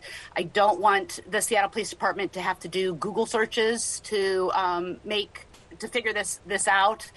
And I just, again, I'm uncomfortable with this expansion, and I feel really strongly that we're kind of making the perfect the enemy of the good here. And we have legislation that it accomplishes the goals of the bill sponsor, as well as community members who have been working to support the efforts. Thank you, Councilmember Herbold. Councilmember Sawant, please. Thank you. As of 2019, 123 countries are party to the International Criminal Code statute and therefore would remain viable training partners unless, of course, in the future they fail other criteria in the ordinance. And I'm actually not clear at all what the problem is. I mean, as far as I can understand, it would take a police bureaucrat about 30 seconds to search this. It's easily verified. You go to the ICC website and you can see all of the treaty participants. And just to clarify also, my staff member did send Councilmember Herbold and others the link this morning when Councilmember Herbold first raised this question. I don't understand why the police should not be doing a search, because it is a verifiable data and on a reputed website. It's not some random Google search. And also, I will add that this is an amendment that has been advocated for strongly by the community activists who first proposed the legislation. We reference the ICC in the following paragraph. So it's also about just technical clarity and consistency. It only stands to reason to include the statute in the earlier section because the ICC is already being referred to in the following paragraph. And the Center for Constitutional Rights experts say that this will help clarify the legislation further because it eliminates these inconsistencies, and that's where this amendment is coming from. It's not just the social activists who've been pushing for the end the deadly exchange. They've also been in consultation with people who have some expertise on international human rights law. Thank you, Councilmember Sawant. Are there any other comments or questions on Amendment 3? Hearing none, I will accept Councilmember Sawant's closing remarks to be just that, closing remarks on Amendment 3, unless there's anything else you'd like to add. No. Okay, I'm hearing no. Okay, will the clerk please call the roll on the adoption of Amendment 3? Sawant, Yes. Strauss, No. Herbold, No. Juarez, No. Lewis, No. Morales, Yes. Mosqueda, Aye. Peterson, No. President Gonzalez. No. 3 in favor, 6 opposed.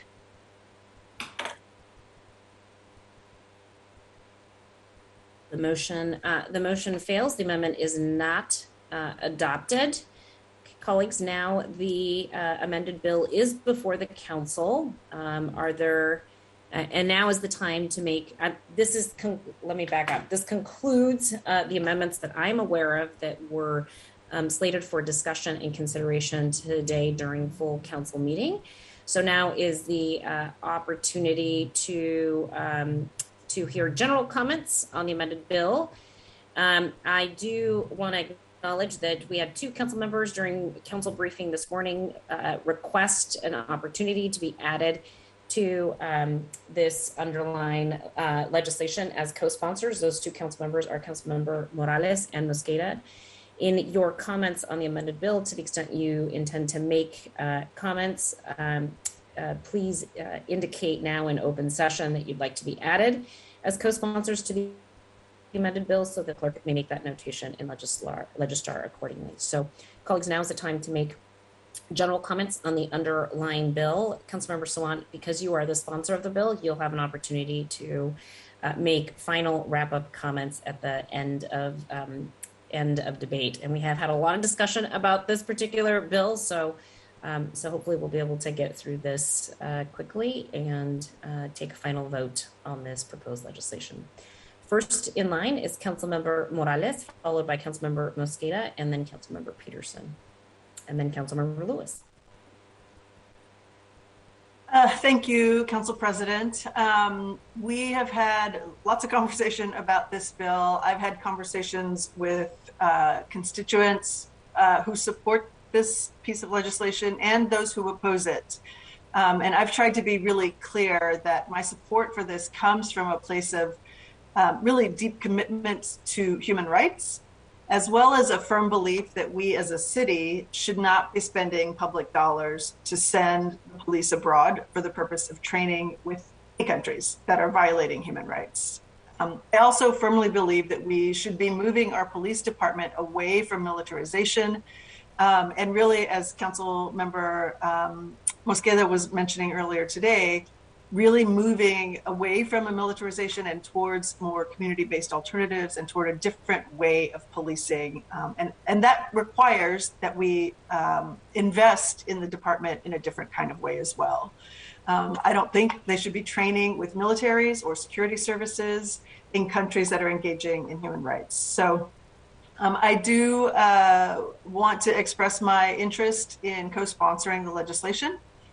And the last thing I want to say is that to those who condemn this bill as anti-Semitic, I don't believe this is about the Jewish people at all. It's not about the Jewish religion. This is about the policies and practices of jurisdictions and of states and governments. And as a municipal official, I don't think we should be spending resources to send our police department to other states and other countries for the purpose of any sort of training. So I look forward to supporting this bill, and I want to thank Councilmember Sawant for sponsoring it, and the activists and advocates who have been working with her office and I think with all of our offices to garner support for the legislation. Thank you. Thank you, Councilmember Morales, Councilmember Mosqueda, and then after Councilmember Mosqueda will be Councilmember Peterson. Thank you very much, Council President. Colleagues, I want to thank you all for all of your work to get us to this day, and really to the community partners, folks that I've met with on all sides of the issue as well.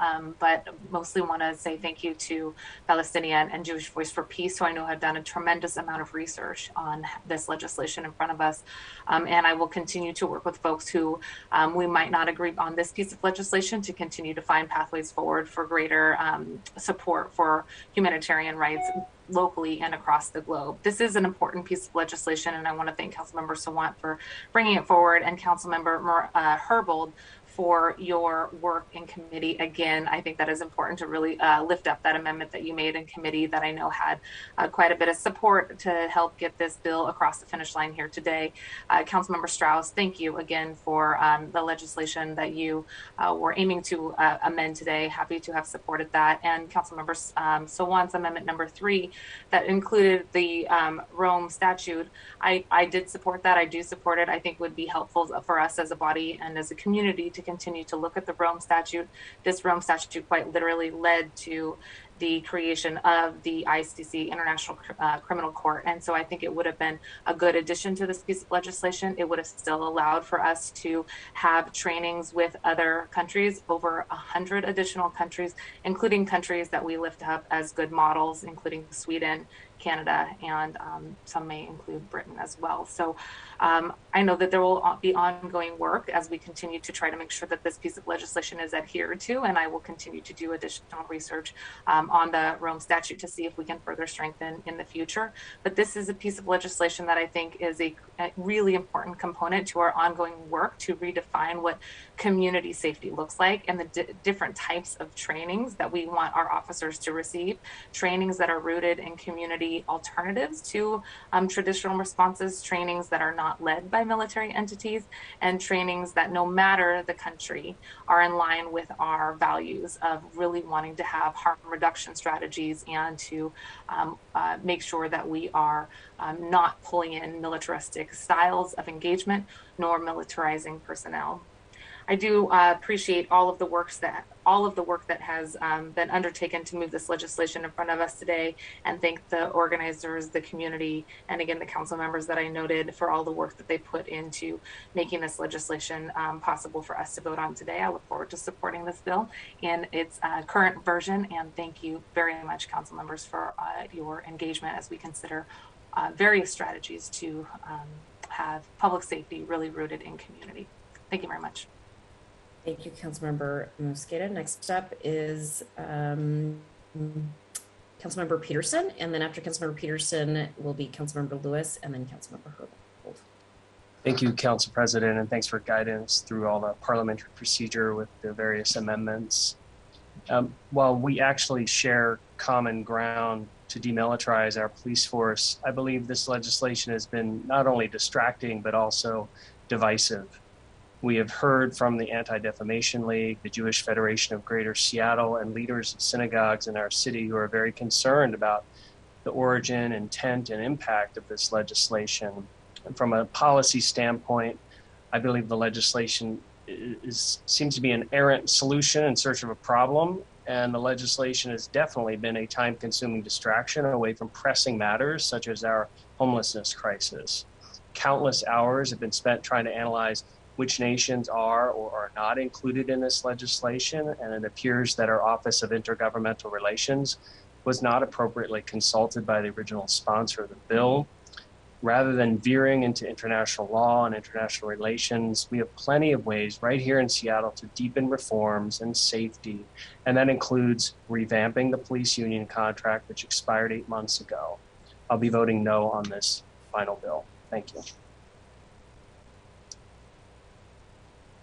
Thank you, Councilmember Peterson. Next up is Councilmember Lewis, and then after Councilmember Lewis will be Councilmember Herbold, and then Councilmember Moritz. Thank you, Madam President. So I will also be voting against this ordinance today, and I want to say at the outset that I've appreciated the access that the advocates of this ordinance have maintained with my office, and I have gone throughout this process with an open mind to hear folks out. What was really dispositive to me was getting the information back from central staff, particularly this email we received from Ann Gorman on September 16th, detailing the training that is occurring internationally, at least over the last decade, to illustrate the bottom line of what we're even talking about. This does not, I would add, still substantively go into what exactly these foreign trips entailed, just numbers that foreign trips occurred. I don't know the nature or quality or substance of the trainings that have occurred that we're ostensibly banning. There's been assumptions and presumptions made by members of the public, and other stakeholders, attributing perhaps that we learned, the Seattle Police Department learned poor crowd control techniques that have led to the recent extreme and unforgivable abuses that we have seen in recent months in regards to the demonstrations last summer. But I've not actually seen anything indicated anywhere that there's any causal relationship between these trips. But in any event, we do have quantitative information about the trips that have occurred. So from 2013 to 2021, SPD apparently took 6 trips to Israel. 4 of those trips were for tactical training, and they occurred in 2013, 2014. So there has been no training trip to Israel that's occurred in over 7 years from the Seattle Police Department. Again, we don't have the particular nature of those trainings, except that they were tactical in nature. And I'm not really sure what they were or what bearing they have on the current department and the activities of the department. There were 2 additional trips to Israel, but they were for executive protection. They would therefore, with the amendments, fall outside of the scope of this ordinance and would not be banned by this ordinance.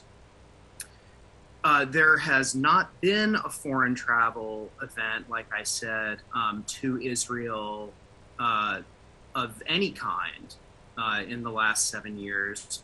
It's notable that the 2016 trip that Chief Best took, that has been discussed extensively by advocates of the ordinance, was not cited by the department as a trip that would be preempted by this ordinance. Presumably there's some loophole we're not aware of, or for some reason that falls outside of the scope of what the department considers a training trip. That was a trip, just as background, that was sponsored by the Anti-Defamation League that Chief Best took in 2016 and involved visits with Israeli and Palestinian officials in various capacities in the military and the police. That was not cited in the report that Ann gave as one of the trips. Not really sure why that is. But given that scant record of trainings with Israel, and I'm not aware in the last 10 years of any other international trainings aside from with Canada, which involved 48 trips of various types, by far our largest training partner. And given the amendments that passed and were considered, those trips are not banned by the ordinance.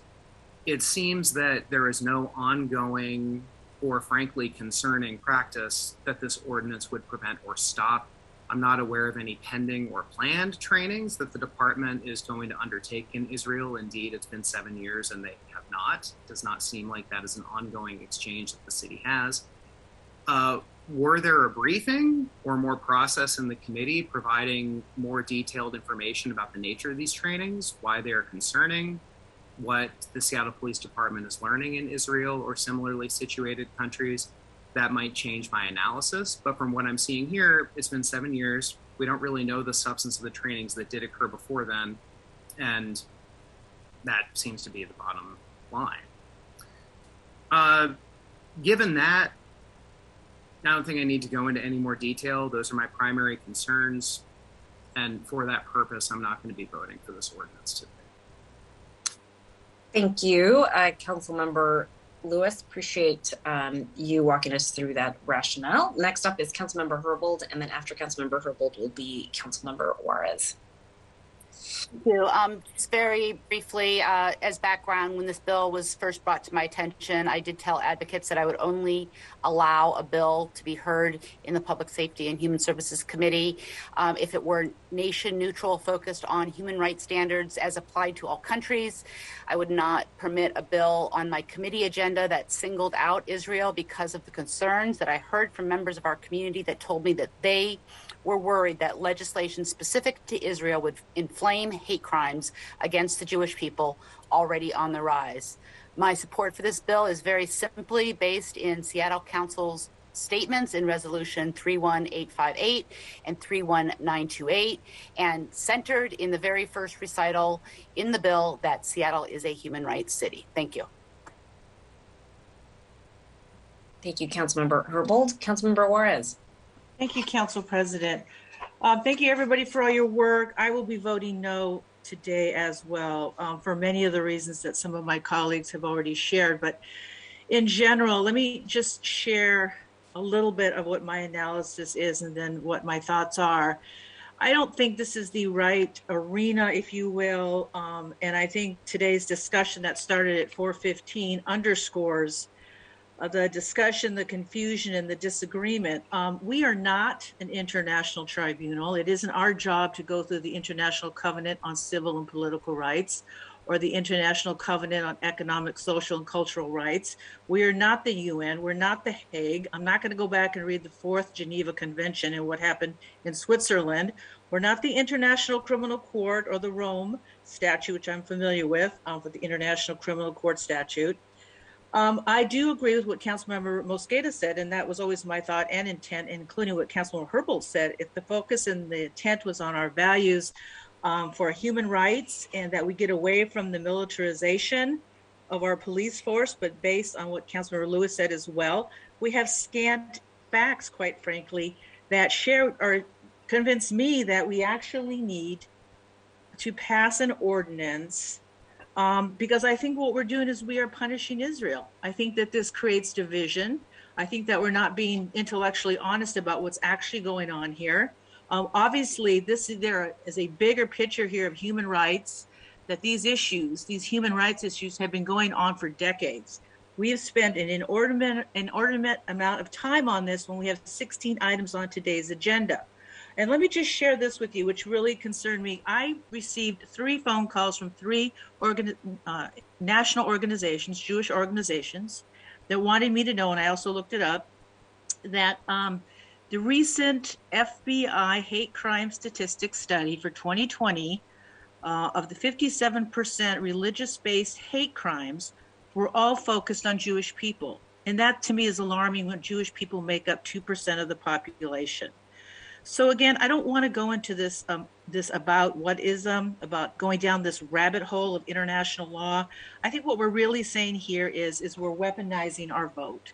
And one thing that's always disturbed me, and most of the time I'm quiet about it or I listen, but sometimes we go and we weaponize our votes to hurt, to punish, to retaliate, to humiliate. And I think that's what we're doing today. And I don't think it's to enlighten, to lift, to educate, to lead us into a better place in the right direction. I understand the principles of human rights. I understand why we want to have those values spoken to and addressed. A little known fact about Deborah Juarez here, I did study international law and human rights in Strasbourg, France, and Geneva, Switzerland. So I know a little bit about some of this. And again, this isn't that people are against all of these principles and values that we want to uphold as a city, but this shines more, it doesn't shine more light on the issue. It creates heat. And those of you who are familiar with this saying, as I'm sure you are, Councilmember Gonzalez, when something creates more heat than light, then there's a problem there. And we don't need a law to say this. And this is, you can hide behind it all you want, but the reason why we had to change it, and we should have, I made a mistake, by the way. Well, I wanted to make this country neutral, as Councilmember Peterson was saying. I'm sorry, Councilmember Lewis was saying. I just think that it's intellectually dishonest to put something forward when I know what we're really trying to do. I'd rather that we get right to the facts and be honest about it and have that discussion. And I just want to end on this note. I'm not saying that what Councilmember Sawant is doing is a bad thing. What I'm saying is that we need to be honest about what we're really talking about. And I think that, and thank you, Council President, for walking us through all of this and all of the different changes I created. But again, I think it underscores my purpose and the point that I was making, that it does create division. And I believe as leaders that we have to do more than that. So thank you. I'll be voting no.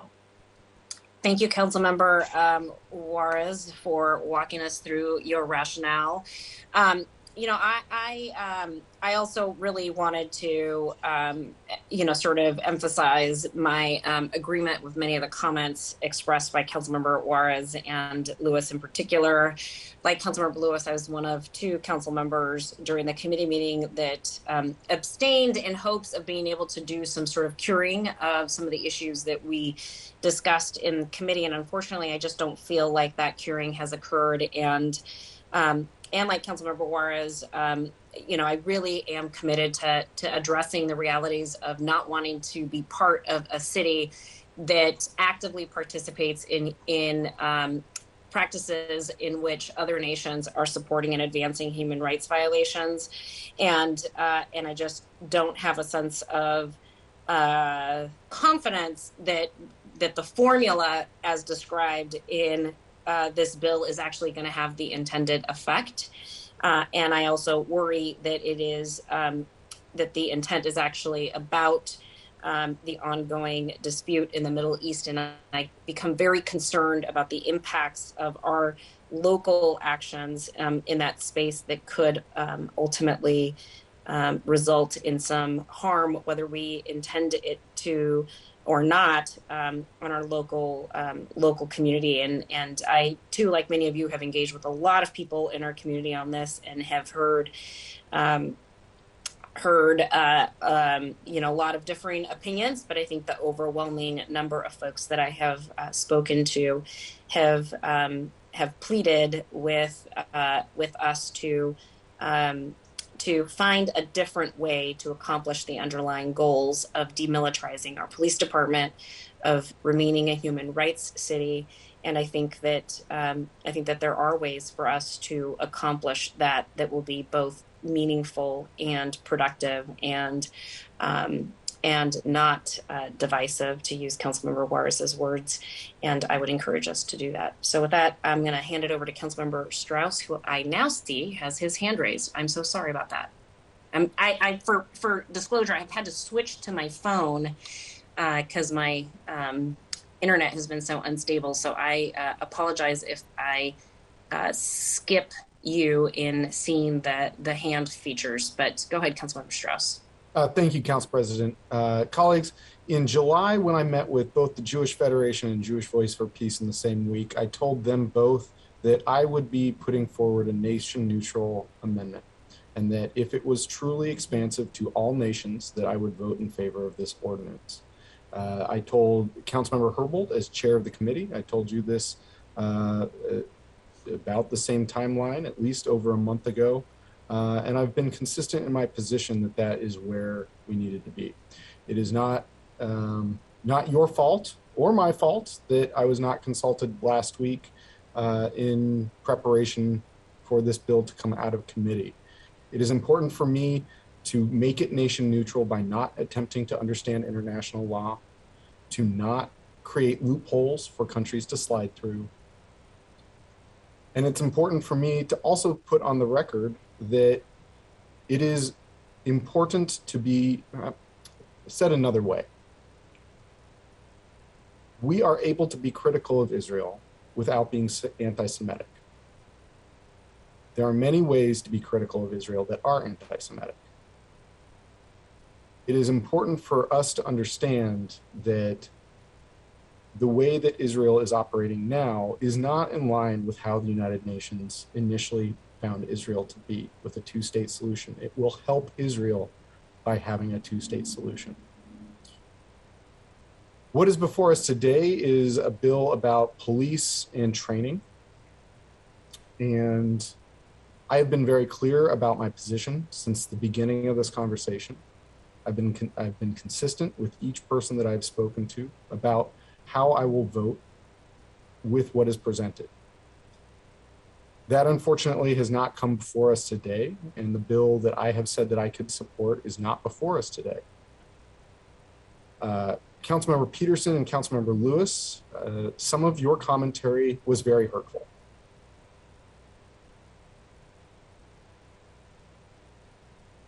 I'm going to sit there with that because I don't really think that anyone else on this committee knows. I'll take a step back. I'll share with you in private how your comments were hurtful to me today. I'm going to leave it with that. I won't be voting for this bill. Thank you, colleagues.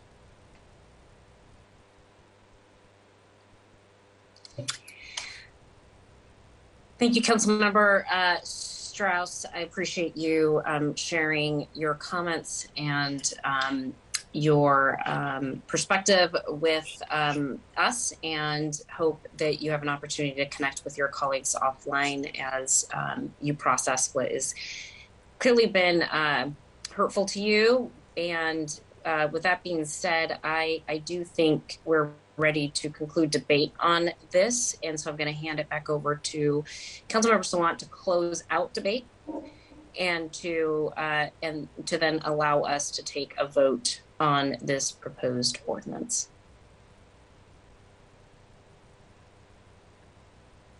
Thank you to Councilmembers Morales and Mosqueda for adding yourselves as co-sponsors on this legislation. I really appreciate the organizing work of many community members to bring this legislation forward. Over the summer, hundreds of people wrote letters, testified, and demanded that the City Council pass this ban on police training with human rights violators. Seattle's End the Deadly Exchange struggle has been working on this legislation for years. Palestiniyat, the collective of Palestinian feminist activists, whom I've been proud to march alongside in recent months, played a pivotal leadership role as well. And I also must commend the active role played by members of Socialist Alternative, my organization, who have been absolutely dedicated to this issue, both attending the organizing meetings, helping the efforts on the ground, and also being active in public comment. I have especially appreciated the discussions our office has had over the last several months with rabbis and Jewish activists from throughout our community. My council office, which includes staff members who are themselves involved in Seattle's Jewish community life, are acutely aware of the insidious and dangerous nature of anti-Semitism, as are our allies in the Palestinian community, and as am I, as a socialist and as an immigrant woman of color. We all and they all fight alongside us against anti-Semitism because they understand the common struggle against all forms of oppression internationally. But the presence of this ideology of hatred does not absolve any nation or any government, including the city of Seattle, from calling out human rights abusers wherever they are, and from aligning policies such as police training with our declared human rights values. As a matter of fact, failing to do this, failing to pass legislation of this kind, actually creates more openness for divisions and hate of various kinds, which then adds impetus to oppressive forces. I want to highlight the many groups that have backed the efforts here for this legislation: Jewish Voice for Peace, the Seattle Education Association, whose rank and file members adopted a resolution supporting the bill, One America, 350 Seattle, MAPS Amen, Transit Riders Union, Veterans for Peace, Chapter 92, Real Change, Social Justice Fund Northwest, Socialist Alternative, Democratic Socialists of America, the Freedom Socialist Party, the American Friends Service Committee, Alki United Church of Christ, the Rachel Corrie Foundation for Peace and Justice, the Center for Constitutional Rights, CARE Washington, the Coalition of Seattle Indian Americans, Palestine Solidarity Committee, Palestine Legal, Decriminalize Seattle, If Not Now, Kadima Reconstructionist Community, La Resistencia, and many more groups that signed on to a powerful letter in July circulated by End the Deadly Exchange. These are the tremendous community organizations that together, I have no doubt, represent the voice of tens of thousands of Seattleites, and those are the voices that are going to be rejected, it seems like, by a majority of the council getting ready to vote no. But I do want to appreciate every community member who spoke up in the last 6 months and joined our council office in demanding action. Collectively, our voices matter, and I'm going to say something about this in a second, and we can demand accountability from the political establishment. Today, the council has a bill, City Council has a bill in front of us that establishes a transparent and even-handed police training policy that is aligned with the City Council's previously stated and professed human rights values. To fail to adopt this legislation would be to give a pass to Seattle Police to continue to train with forces of human rights abusing nations. That would be appalling. The choice is clear, and that is why I am proud to stand with the community and with human rights activists everywhere to urge a strong vote to adopt the legislation. I do want to respond to some of the points that have come up by council members in their closing comments. Councilmember Juarez said that we are weaponizing our vote to hurt, punish, retaliate, humiliate. I'm sorry, I literally don't understand what that means. I mean, as opposed to the actual weapons that are hurting, punishing, retaliating, humiliating, and killing not only Palestinians, but so many oppressed groups around the nation, not to mention the oppressive tactics and repressive tactics used by the police department here on the Black Lives Matter protests. President Gonzalez said she didn't see the things that she wanted cured in the legislation, but we never heard any specific things, not one thing on what needed to be cured. We have repeatedly reached out to all council members, and I don't accept Councilmember Strauss saying he was not consulted. What does that even mean? You know there's a bill to be voted on. You get all the emails. It's your responsibility to let us know if you have specific objections that need to be dealt with. You brought up one thing in the City Council briefing today, and my office immediately moved to address that issue, which we agreed with, and that amendment was passed. So I'm just not understanding how these arguments can be taken as genuine. And I just, Councilmember Strauss said 3 months ago he would put forward an amendment. He did that at 2:01 p.m. and then he was forced to revise it stop talking. because of community pressure. And Councilmember Strauss also said, Councilmember Swan, stop talking about me. I'm sorry, these are political. Stop talking about me. You made points, I have to respond. That you said that we should, Councilmember Strauss said that the bill creates loopholes for nations to fall through. I literally have no idea what Councilmember Strauss is talking about. What loopholes? We don't know what this is about. These are just talking points that are being said, but no explanation as to why these are the objections that have been put forward.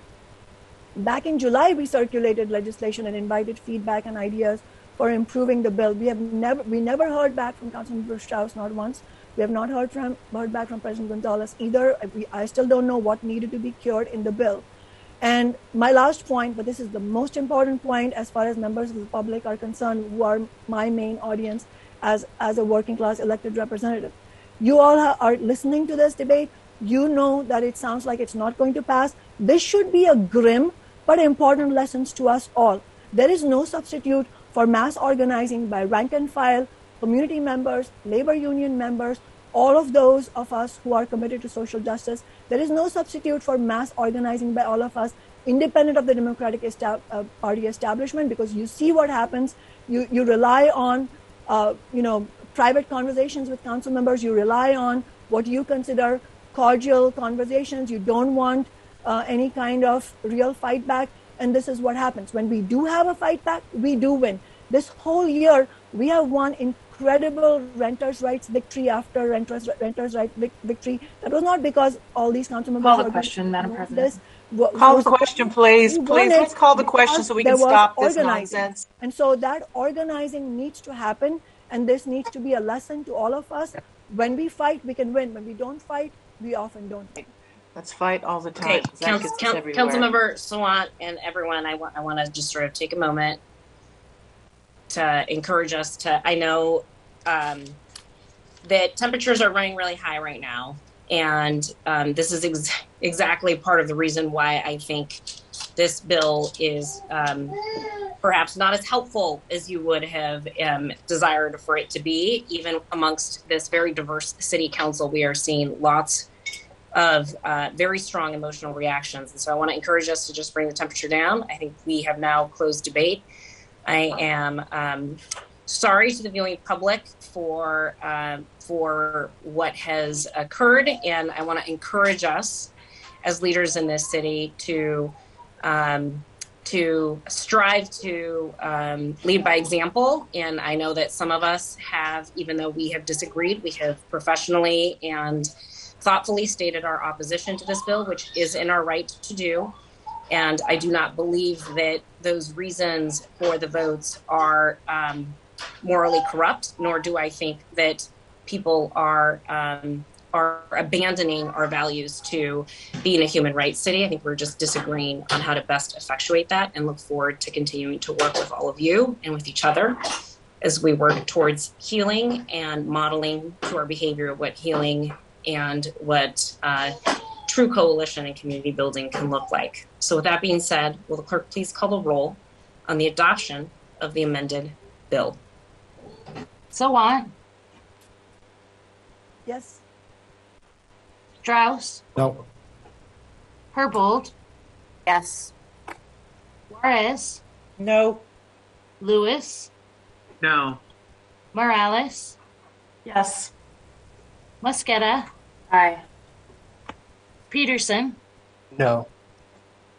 President Gonzalez. No. 4 in favor, 5 opposed. The bill fails and the chair will not sign it. Let's go ahead and move to item 5. Will the clerk please read item 5 into the record? Agenda item 5, Resolution 32019, providing an honorary designation of Thomas Street between First Avenue North and Second Avenue North as Lenny Wilkens Way. The committee recommends the resolution be adopted. Thank you so much. Councilmember Peterson, you are the chair of this committee. I'm going to hand it over to you to provide the committee's report. Thank you, Council President. Colleagues, this is the resolution we discussed earlier in our agenda for the honorary designation of Lenny Wilkens Way. I appreciate Lenny Wilkens joining us and the many callers who during public comment. I have no further comments to add to what I already said earlier.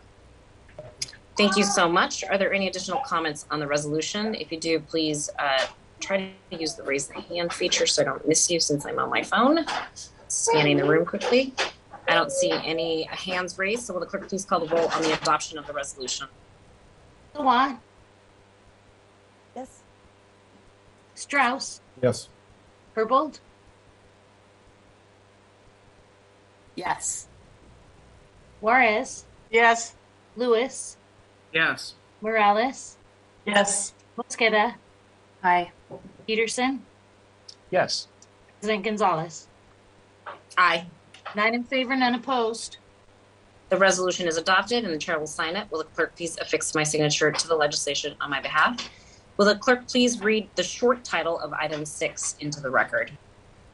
Agenda item 6, Council Bill 120160, relating to the City Light Department, adding a new section to Chapter 21.49, Seattle Municipal Code to establish the Renewable Plus Program. The committee recommends that the bill be passed as amended.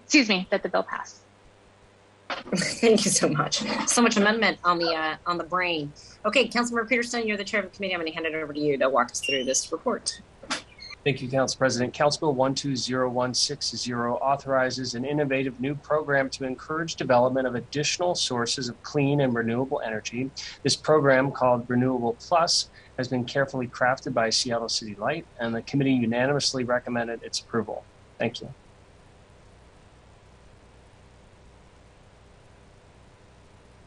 Thank you, Councilmember Peterson. Are there any comments on the bill?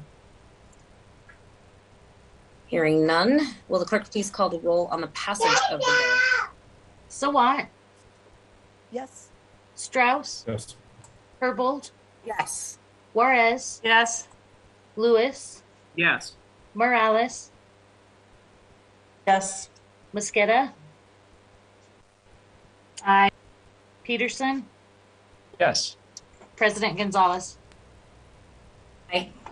9 in favor, none opposed. The bill passes and the chair will sign it. Will the clerk please affix my signature to the legislation on my behalf? Will the clerk please read the short title of item 7 into the record? Agenda item 7, Council Bill 120170, relating to the City Light Department, authorizing General Manager and Chief Executive Officer of City Light to establish and fund an early action Skagit Habitat Enhancement Program. The committee recommends the bill pass. Thank you so much. Councilmember Peterson, back to you to provide the report. Thank you, Council President. To honor a commitment made earlier this year by Seattle City Light, Council Bill 120170 authorizes our public utility to administer a proactive Skagit Habitat Enhancement Program that will further improve habitats in the Skagit River watershed for endangered species. Thank you. Thank you so much. Are there any additional comments on the bill? Okay, hearing none, will the clerk please call the roll on the passage of the bill? Sawant, Yes. Strauss, Yes. Herbold, Yes. Juarez, Yes. Lewis, Yes. Morales, Yes. Mosqueda, Aye. Peterson, Aye. President Gonzalez. Aye. 9 in favor, none opposed. The bill passes and the chair will sign it. Will the clerk please affix my signature to the legislation on my behalf? Will the clerk please read the short title of item 8 into the record? Agenda Item 8, Council Bill 120-174, granting permission to the Board of Regents of the University of Washington to continue to operate and maintain an existing underground pedestrian concourse tunnel under and across. The committee recommends that the bill pass. Thank you so much. This also comes from Councilmember Peterson's committee, so I'm going to hand it over to him to provide the committee report. Thank you, Council President. Colleagues, the University of Washington has been the longtime operator of a pedestrian concourse tunnel downtown. Council Bill 120174 renews the university's permit for the pedestrian tunnel. It runs under 6th Avenue north of University Street. This renewal is for 15 years with an option to renew for an additional 15 years. The committee unanimously recommended that we pass the bill. Thank you. Thank you so much. Are there any comments on the bill? Seeing and hearing no comments, will the clerk please call the roll on the passage of the bill? Sawant, Yes. Strauss, Yes. Herbold, Yes. Juarez, Yes. Lewis, Yes. Morales, Yes. Mosqueda, Aye. Peterson, Aye. President Gonzalez. Aye. 9 in favor, none opposed. The bill passes and the chair will sign it. Will the clerk please affix my signature to the legislation on my behalf? Excuse me. Will the clerk please read item 9 into the record? Agenda Item 9, Council Bill 120161, relating to the Seattle Public Utilities, updating water regulations to conform to current standards, making technical corrections, and amending Section 21.04.480 of the Seattle Municipal Code. Committee recommends the bill pass. Thank you so much. Councilmember Peterson, back to you to provide the report. Thank you, Council President. Colleagues, Council Bill 120161 updates our water regulations, specifically to clarify how and when Seattle Public Utilities will use estimates for reading water meters, all of which are owned by Seattle Public Utilities. The committee unanimously recommends approval. Thank you. Thank you so much. Colleagues, are there any additional comments on the bill? Hearing none, will the clerk please call the roll on the passage of the bill? Sawant, Yes. Strauss, Yes. Herbold, Yes. Juarez, Yes. Lewis, Yes. Morales, Yes. Mosqueda, Aye. Peterson, Aye. President Gonzalez. Aye. 9 in favor, none opposed. The bill passes and the chair will sign it. Will the clerk please affix my signature to the legislation on my behalf? Will the clerk please read item 10 into the record? Agenda Item 10, Council Bill 120175, authorizing Seattle Public Utilities to execute agreements under RCW 70A.140.040 for projects and programs that prevent water pollution using green stormwater infrastructure and other nature-based approaches. The committee recommends the bill pass. Thank you. I'm going to hand it back over to Councilmember Peterson to walk us through this report. Thank you, Council President. Council Bill 120175 authorizes additional stormwater management partnerships as allowed by state law. By encouraging additional green stormwater infrastructure, this program would expand our tools for managing our city's stormwater runoff to help prevent pollution of our waterways. The committee unanimously recommended approval. Thank you. Thank you so much. Colleagues, any comments on the bill? Hearing none, will the clerk please call the roll on the passage of the bill? Sawant, Yes. Strauss, Yes. Herbold, Yes. Juarez, Yes. Lewis, Yes. Morales, Yes. Mosqueda, Aye. Peterson, Aye. President Gonzalez. Aye. 9 in favor, none opposed. The bill passes and the chair will sign it. Will the clerk please affix my signature to the legislation on my behalf? Will the clerk please read item 11 into the record? Agenda item 11, Council Bill 120-171, relating to surveillance technology implementation, authorizing approval of uses and accepting surveillance impact reports for the Seattle Fire Department's use of emergency scene cameras and hazardous materials cameras. The committee recommends the bill pass as amended. Thank you so much. Councilmember Peterson, back to you as chair of the committee. Thank you, Council President. Council Bill 120171 accepts surveillance impact reports on two technologies used by our fire department: hazardous material cameras and emergency scene cameras. These are basically handheld cameras. Approval was recommended unanimously by the committee. Thank you. Thank you so much. Are there any comments on the bill? I'm not seeing any hands raised, so will the clerk please call the roll on the passage of the bill? Sawant, Yes. Strauss, Yes. Herbold, Yes. Juarez, Yes. Lewis, Yes. Morales, Yes. Mosqueda, Aye. Peterson, Aye. President Gonzalez. Aye. 9 in favor, none opposed. The bill passes and the chair will sign it. Will the clerk please affix my signature to the legislation on my behalf? Will the clerk please read the short title of item 12 into the record? Agenda item 12, Council Bill 120-156, relating to the Multifamily Housing Property Tax Exemption Program. The committee recommends the bill pass. Thank you so much. I'm going to hand it over to Councilmember Mosqueda to provide the committee report as the chair. Thank you very much, Council President. Colleagues, this is exciting. This is legislation related to making sure that we are building more affordable housing. This is narrow legislation that allows for follow-up action in the state legislature this year, addressing a number of expiring multifamily tax exemption units by granting program extensions for the projects that are expiring over the next 2 years. This legislation will enable us to grant extensions to expiring projects so that we do not lose those affordable housing units, especially in this time of great economic instability caused by COVID-19 and the consequences of so many individuals being without income. We need to be making sure that we're creating additional housing units, additional affordable housing units across our city, and that we are doing so with expediency to make sure we're bringing those housing units online as well in the future. This legislation addresses only those units that are expiring in the next 2 years, which applies to 9 different projects.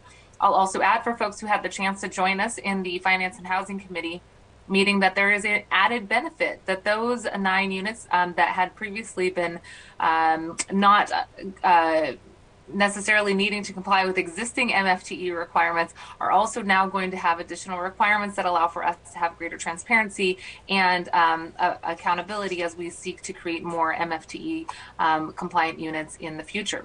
In the 2 years that are coming up, we will have more comprehensive updates to the MFTE program. This will be informed by deep engagement with a variety of stakeholders, including the Seattle building and construction trades, other labor organizations, and our friends in the housing advocacy world. I want to thank Aaron House, Teresa Ratscliffe, and Office of Housing for their work on this legislation and urge your support today with more conversations coming soon. Thank you so much. Are there any additional comments on the bill? I'm not seeing any hands raised, so hearing no additional comments, will the clerk please call the roll on the passage of the bill? Sawant, Yes. Strauss, Yes. Herbold, Yes. Juarez, Yes. Lewis, Yes. Morales, Yes. Mosqueda, Aye. Peterson, Aye. President Gonzalez. Aye.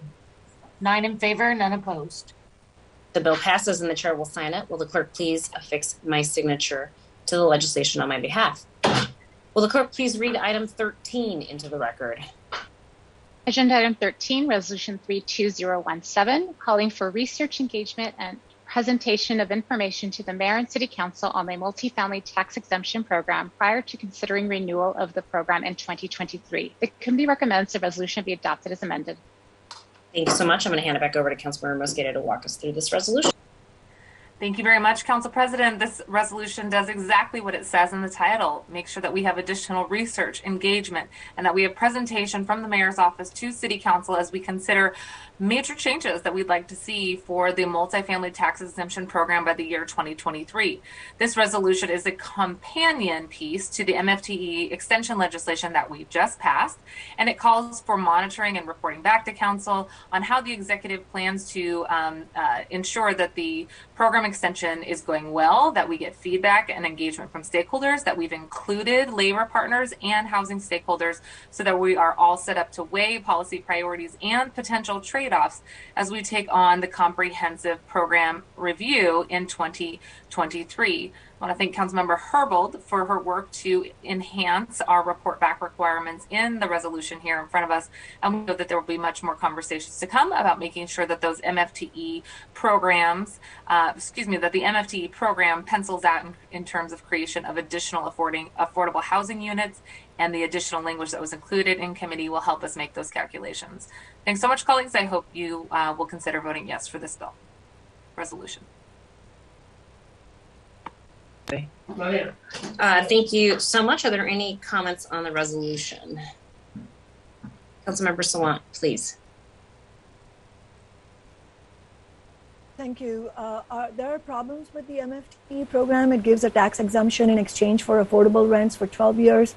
The problem is that most of the quote-unquote affordable rents under this program are not really very affordable. And because it is a voluntary program for property owners, they only sign up for it when their property tax exemption is greater than the discount on rent. In other words, the city could make the housing more affordable by simply collecting the taxes and using them for rent vouchers. However, my office supports continuing the program because there are currently thousands of people in Seattle who depend on it for their housing, and I'll be voting yes. Thank you. Thank you, Councilmember Sawant. Are there any additional comments? Councilmember Herbold, please. Thank you. I just want to add in response to Councilmember Recording Sawant's stopped. Recognition. Recording in progress. Okay, hold on. We had a little bit of a glitch in the system. Sorry about that glitch. I think we're still recording. Okay, go ahead. Nothing happened for those of you who are watching, and if it may have cut out, that we were in transition. Go ahead, Councilmember Herbold.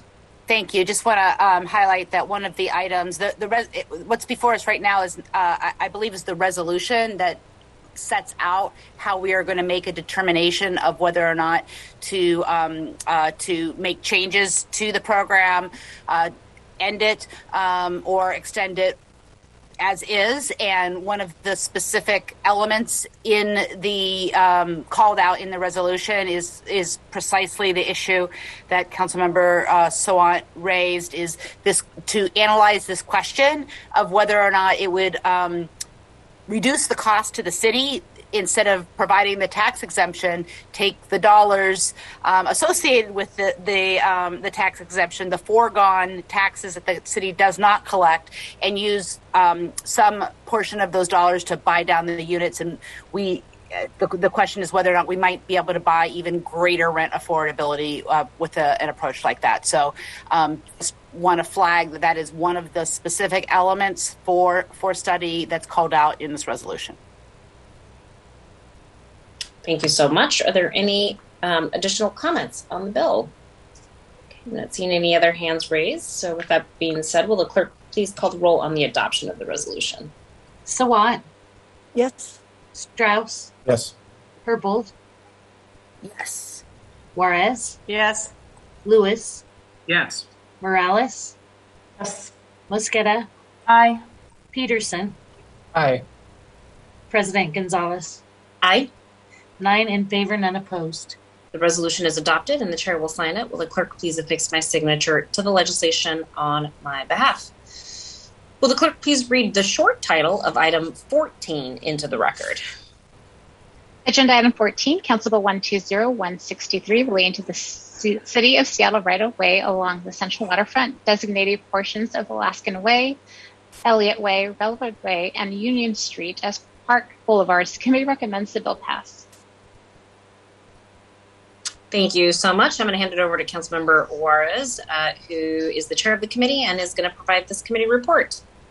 Thank you, Council President. As the clerk stated, that bill will do that, and it also authorizes the transfer of the jurisdiction that will preside over these portions of those right-of-way from the Seattle Department of Transportation to the Seattle Department of Parks and Recreation. Seattle Parks and Recreation is better positioned to lead consistent maintenance, operation, and enforcement to activate this area of the entire city. On September 7th, the Public Assets and Native Communities Committee voted unanimously to recommend that the city confirm this legislation. Thank you. Thank you, Councilmember Juarez. Any additional comments on the bill? I'm not seeing any hands raised. So with that being said, will the clerk please call the roll on the passage of the bill? Sawant, Yes. Strauss, Yes. Herbold, yes. Juarez, Yes. Lewis, Yes. Morales, Yes. Mosqueda, aye. Peterson, Aye. President Gonzalez. Aye.